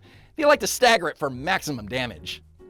On May 30th, the New York Times and the Wall Street Journal reported that the Plattner campaign had been warned about the existence of texts between Graham Plattner and multiple women. The New York Times reported Mr. Plattner's wife, Amy Gertner, told a senior campaign aide that he had been exchanging sexual messages with multiple other women. The Wall Street Journal writes, Amy Gertner, who married Plattner in 2023, told the campaign about messages she had found early in their marriage in the spring of 2025. Early in their marriage? They've only been married since November 2023. For clarity, Plattner's wife only found these texts a year ago. Amy Gertner, concerned that her husband's behavior could become a political liability, had told Genevieve McDonald, the Plattner campaign's now former political director, about the texts. Dude, I love how the left is just the terrorist party. What am I even supposed to do? Like, how could I possibly have any other conclusion? Watching all the Graham Plattner, and this is just one fucking guy. Like, he was a nobody, and everyone came out to support him just because, like, oh, he's really brave about supporting terrorists. Man, we really like that. See, we only support terrorists silently, but this guy actually openly supports terrorists, which is very cool. Presumably, she's the one that leaked the story to the Times and the Journal. Presumably. Miss McDonald said Miss Gertner told her that her husband had been exchanging sexual messages with as many as a dozen women. The left, they just love womanizers. They love it. They love it. They're pro-rape. It's the pro-rape party. It's the pro-rape and adultery party. They just love that shit. Anything that in the Bible it says is a sin, the left is like, fuck that. Add it to the LGBT rainbow. Let's do it. That's right. We'll call it the Pride Movement, named after the greatest sin. That's right. We're going to do it. It's going to be awesome, actually. That's the entire leftist movement. They read the Bible, and then they take out all the sins, and then they basically turn that into their book of commandments. It's almost like they're worshiping the wrong guy. It's ultimately decided the texts were a private matter that was being... It was a private matter of cheating on his wife. He's probably a wonderful guy. ...handled by the couple in marriage counseling. Ah, yes, it's a private matter. Because when a major candidate for the highest legislative body in the country is allegedly lurking on encrypted apps, messaging a dozen different women while newly married, that's not a character flaw. It's just a private scheduling conflict. I find it really shameful that there's a group. And then he made his wife release an apology video saying, of course I forgive my husband for abusing me and cheating on me, and so my husband is a flawed person. The fact that he made his wife release this video is fucking abominable. Of media outlets and people who are willing to spread gossip. Instead of talking about real issues that Graham is running on. Like Graham Plattner, he's doing his absolute best to make sure that Hamas could keep killing Jews, and like you're all stopping that mission by worrying about little things like the fact that he has a Nazi tattoo. Probably has nothing to do with Jews. You know, I'm starting to think that Graham Plattner might not like Jews. He supports Nazis and Hamas. It's like, what's the through line there, you know? Like I'm starting to healthcare wonder. And education and childcare. I think it's shameful behavior to spend time and energy and resources on negative ads and negative stories. Don't think about the negative. Only think about voting for Graham Plattner. Graham, when all he's trying to do is improve the lives of people who work for a living. Right. You have to marvel at the sheer level of political gymnastics on display here. The wife, who is the exact person who originally flagged the texts to the campaign because she was worried that they were a liability, is now on television blasting the media for reporting on the exact thing that she was trying to hide. I don't know. I'm thinking Stockholm Syndrome. Twice if you need help, Amy. It's no surprise. I think she's in danger. I'm not going to lie. I think she's in danger. To me that the establishment media outlets are just going to run gossip instead of wanting to talk about gossip, like him supporting terrorist organizations, for example. Maybe the things that actually matter in this race. These people are going to try to make this race about anything but what it's supposed to be about, which is... I don't want people in my government that support terrorist organizations to be in the government. Is that like a little thing? Like, is it a little thing, man? Policy. And so they're going to just do gossip instead. Yes, let's get back to discussing policy. Specifically your policy of using encrypted messaging apps to sext half a dozen women while your newlywed wife is in the room. But the stories are true, right? About the texts? No, this is the amazing part. The Wall Street Journal and the New York Times ran stories without any evidence besides the gossip from a former staffer. I'm sorry. So are they not true, or are they true? That's frankly journalistic malpractice. But that's... So is it true, or is it not true? Notice how he never denies it. A lie. Genevieve McDonald told the Times that Plattner was exchanging messages with as many as a dozen women, while a current Plattner campaign official told the New York Times that Mr. Plattner had been communicating with up to 6 women. It's a distinction without a difference. Furthermore, the Wall Street Journal verified that Plattner also has an active account on Kik, a popular private messaging app. Plattner's profile shows a mirror selfie of him shirtless with a towel wrapped around his waist. Many of his tattoos are clearly visible in the picture. And FYI, Kik is a messaging platform that has been widely used for spicy encounters. Nothing screams distinguished future United States Senator. Often with children, by the way. quite like running a digital thirst trap on an app primarily known for anonymous hookups and sketchy bot accounts. But I'm sure that he was only using the app to discuss sustainable oyster farming infrastructure with local constituents. Yeah. And now we've learned that the Democratic candidate, Graham Plattner, sent sexually explicit texts to many women who were not his wife. And obviously, he's already admitted to having covered up a Nazi-linked tattoo. So, I mean, do you think he's fit? Do you worry about Graham Plattner? Are you okay with him because he's a Democrat? Well, I'm going to wait to learn more about these recent allegations involving his texting other women. I'm going to wait until I know more about what just came out within the last 24 or 48 hours. I'm not sure that candidate flaws matter as much as they used to. Yeah, I mean, I haven't followed the minute by minute of what's happened. Do we live in the same reality with these people? I mean, these people think men could be women, so they're obviously retarded. But, like, I don't want to be that guy. But, like, do they even believe the words they say at this point? Or does half the country just want to destroy us by any means necessary? Over the last few days, but I do think there's a difference. I mean, Plattner has admitted that he's made big mistakes. He's So if Trump admits he makes mistakes, you think the media is going to stop attacking him for literally everything? talked pretty openly about them. You know, on the older ones that I know more about, like the tattoo or some of the things he posted online, he said, listen, I was in a really bad place in my life. I regret it. Far be it for me to look inside the complexities of people's marriages. This is between Graham and his wife, and I'm glad to hear that seems like every single one of these people was shitting on Trump for this shit. Like, and Trump didn't do nearly as bad as Graham Plattner. Dude, zero principles. It's insane watching the mask fall off every day. I love how they're just literally hitching their wagons to terrorist-supporting Nazis, communists. Holy fuck. like they are, they're on a good path forward, and I just wish them the best as a couple. I don't know him and don't know him at all well, but I'm going to give him a measure of grace and wait until I get a chance to hear more about the details of all these different allegations. Plattner had a tattoo with Nazi origins that he later covered up after that came out. Auchincloss said that Plattner's tattoo and his commentary about it were disqualifying. Do you agree? This is up for the voters of Maine. Maine voters need to make this call. Once they do make the call, I'm sure I'm going to have some things to say. Worried about Graham Plattner's marriage and his texts. Meanwhile, we are not talking about why one person in America owns more wealth than the bottom 53%. How often we... A guy worked really hard and made a lot of money, and a lot of retards do not want to get jobs. So yeah, I would elect the Nazi terrorist. Remember when Bernie Sanders cared about millionaires, and now he doesn't anymore because now he's a millionaire, so now he only cares about billionaires? Isn't that weird? We discussed that on CNN. Classic Bernie. The literal sky could be falling, and he would still find a way to pivot back to his favorite stump speech.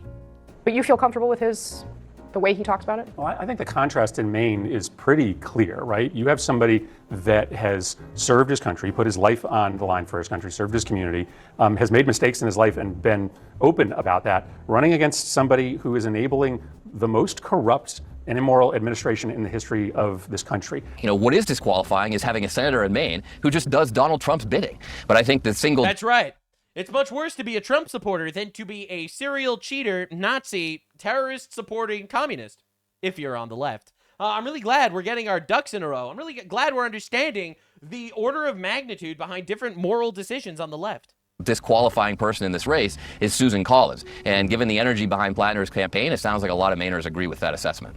But are you comfortable having a potential colleague with a Nazi tattoo that he knew was a Nazi tattoo in 2019, took him years afterward to get rid of it? Casey, I'm just going to answer the same way I just answered you. Anything I say is going to be played somewhere in Maine. Maine voters need to make this call. Once they do make the call, I'm sure I'm going to have some things to say. So do what it takes to elect Democrats, regardless of From my questions standpoint, like this? I will work with whoever the people of Maine elect, but I hope that they elect somebody that is going to stand up to this president, work with me to be able to fight back against... The only thing that matters, the revolution.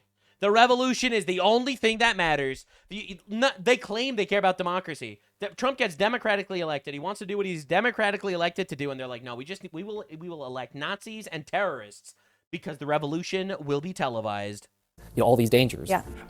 Someone said to me that you can eliminate a tattoo, you can erase a tattoo, you can't remove a Supreme Court justice. Sure. And that's kind of the choice that people are going to have to make. You're standing behind Graham Plattner, to be clear here? We're going to beat Susan Collins and take back the Senate. I endorse Graham Plattner. We're going to beat... Wow. Trump was right when he said that Chuck Schumer wasn't Jewish, he was Palestinian. Damn.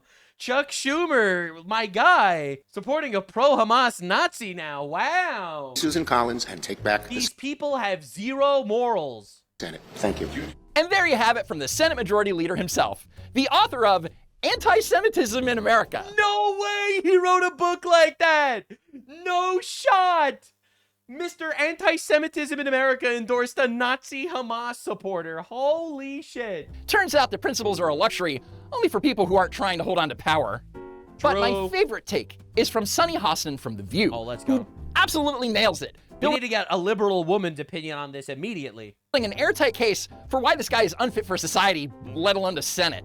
He's also made racist remarks about against African Americans. So he's a cheater. He's an anti-Semite because the fact that he had that tattoo for 20 years and didn't know what it was. And supports Hamas. Why does everyone seem to think that just supporting terrorists is cool now on the left?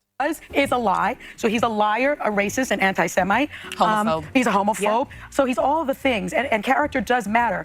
But we have someone that has almost unbridled power in the White House. Oh my fucking God, dude! He's racist and he's misogynistic and he cheats and he might be an abuser and he's anti-Semitic and he's homophobic and he supports terrorists. But Trump is pretty orange. I've noticed his orangeness. White House at this point. There are no checks and balances. And the only way what that are we even talking? Dude, I wish Donald Trump was the guy that the left thinks he is. I wish Donald Trump was the guy that was actually, you know, like, oh, they're terrorists over there in Iran, we're going to kill all of them. And Trump is going to be like, oh, they're illegals in the country, we're going to deport all of them. You know, I really wish Donald Trump was the guy that the left thinks he is. Can maybe bring a bit of our democracy back is by having a Congress that functions and that has the checks and balances. And I do think one of the only ways is to win that seat in Maine. Translation, vote blue no matter who. Be sure to remember that clip the next time a Democrat tries to lecture you about the moral high ground. And as it turns out, any moral high ground that the Democrats think they have just got a little shakier. A couple of days after the texting revelations, the New York Times published this article titled, "Several Women Who Dated Graham Plattner Recall Unsettling Behavior." While several women described Plattner as a fun and caring partner and saying they felt safe with him, others did not. In extensive conversations over the last 2 months, 3 other women who had been romantically involved with Mr. Plattner offered a far more complicated assessment, describing volatile and toxic relationships that were unsettling and at times emotionally wrenching. The Times writes, quote, Mr. Plattner could be rough with her, Ms. Fifield said, particularly when they were drinking, leaving her shaken and sometimes afraid. She was quick to note that he never hit me, he never punched me, but during one argument, she recalled he twisted her arm behind her back, shoved her into a bedroom, and held the door closed from the other side so she couldn't get out, telling her to remain there until she was calm. Did that happen? No, it did not. I'm sure if Graham Plattner told me that the sky was blue, I'd have to go outside to double check. Anyway, that's it regarding What an absolute fucking nightmare. And yeah, so after he was accused of raping lots of people, his approval rating went up and he actually won his nomination. Isn't that pretty incredible? That's the left. If you are a leftist, you are either evil or retarded. There's no other option. Understand exactly what your party is. Hopefully he'll get slaughtered by the Republican in a couple of months. Vote Collins to stop the Nazi takeover of America, literally. Like, literally. This is insane. Dude, our country needs a lot of help. It really does. But do not black pill, because we are moving in the right direction. Young men are getting really, really radicalized on this shit. And with social media and stuff, the women that have been importing all these rapists and shit into our country are slowly starting to realize that actually that's not great. The people that hate our country are literally breeding themselves out of existence. Heartbreaking as that is, because nothing radicalizes a liberal woman like a husband and children that they actually don't want to get raped. Never black pill. This infinite degeneracy on the left, it will come back to bite them. We will save our country. We just have to elect strong, young men with principles behind them that actually want to save our country. Slowly but surely, we will weed out this absolutely diabolically backstabbing Republican Party and replace it with real radicals that make real differences, and the left will get absolutely destroyed as more and more people wake up and realize that it is a self-destructive group and cesspool of terror, lies, and cringe, because this shit might sound cool at the moment, but it has an expiration date. Everyone in England is rising up because they actually really don't like the Islamification of their country. And people here are going to start to notice really soon. Anyway, that was today's deep dive on all of the things. Definitely subscribe for all the things every day in the least homosexual way the coverage could possibly be done. Remember, gay people are supposed to have the same exact rights as me. Meaning gay men should have the right to marry women if they want. Happy Pride Month, everybody. I'd like to wrap up with reminding you that not a single organization or company changed their logo to rainbow colors because no one ever actually cared about it. And now that it's unfashionable to actually do anything, no one's actually doing it. Because the truth of the matter is everyone actually knows that gay sex is gross. Yeah, apparently you're not allowed to say that shit, but everyone feels that way. So you're not putting that toothpaste back in the tube. See you in the next one. Thanks so much for the support, everyone. You guys are awesome. YouTube doesn't like my videos. It's not really got, like, it doesn't really get shared very often. YouTube does not put it on anyone's recommended feed. Most of my views are coming from subscribers, so definitely subscribe. And share the video with your friends. We have to radicalize a generation here, and it's not going to happen all by itself. So thanks for being here. I'll see you in the next one. Every day, another deep dive on all of the things. Bye!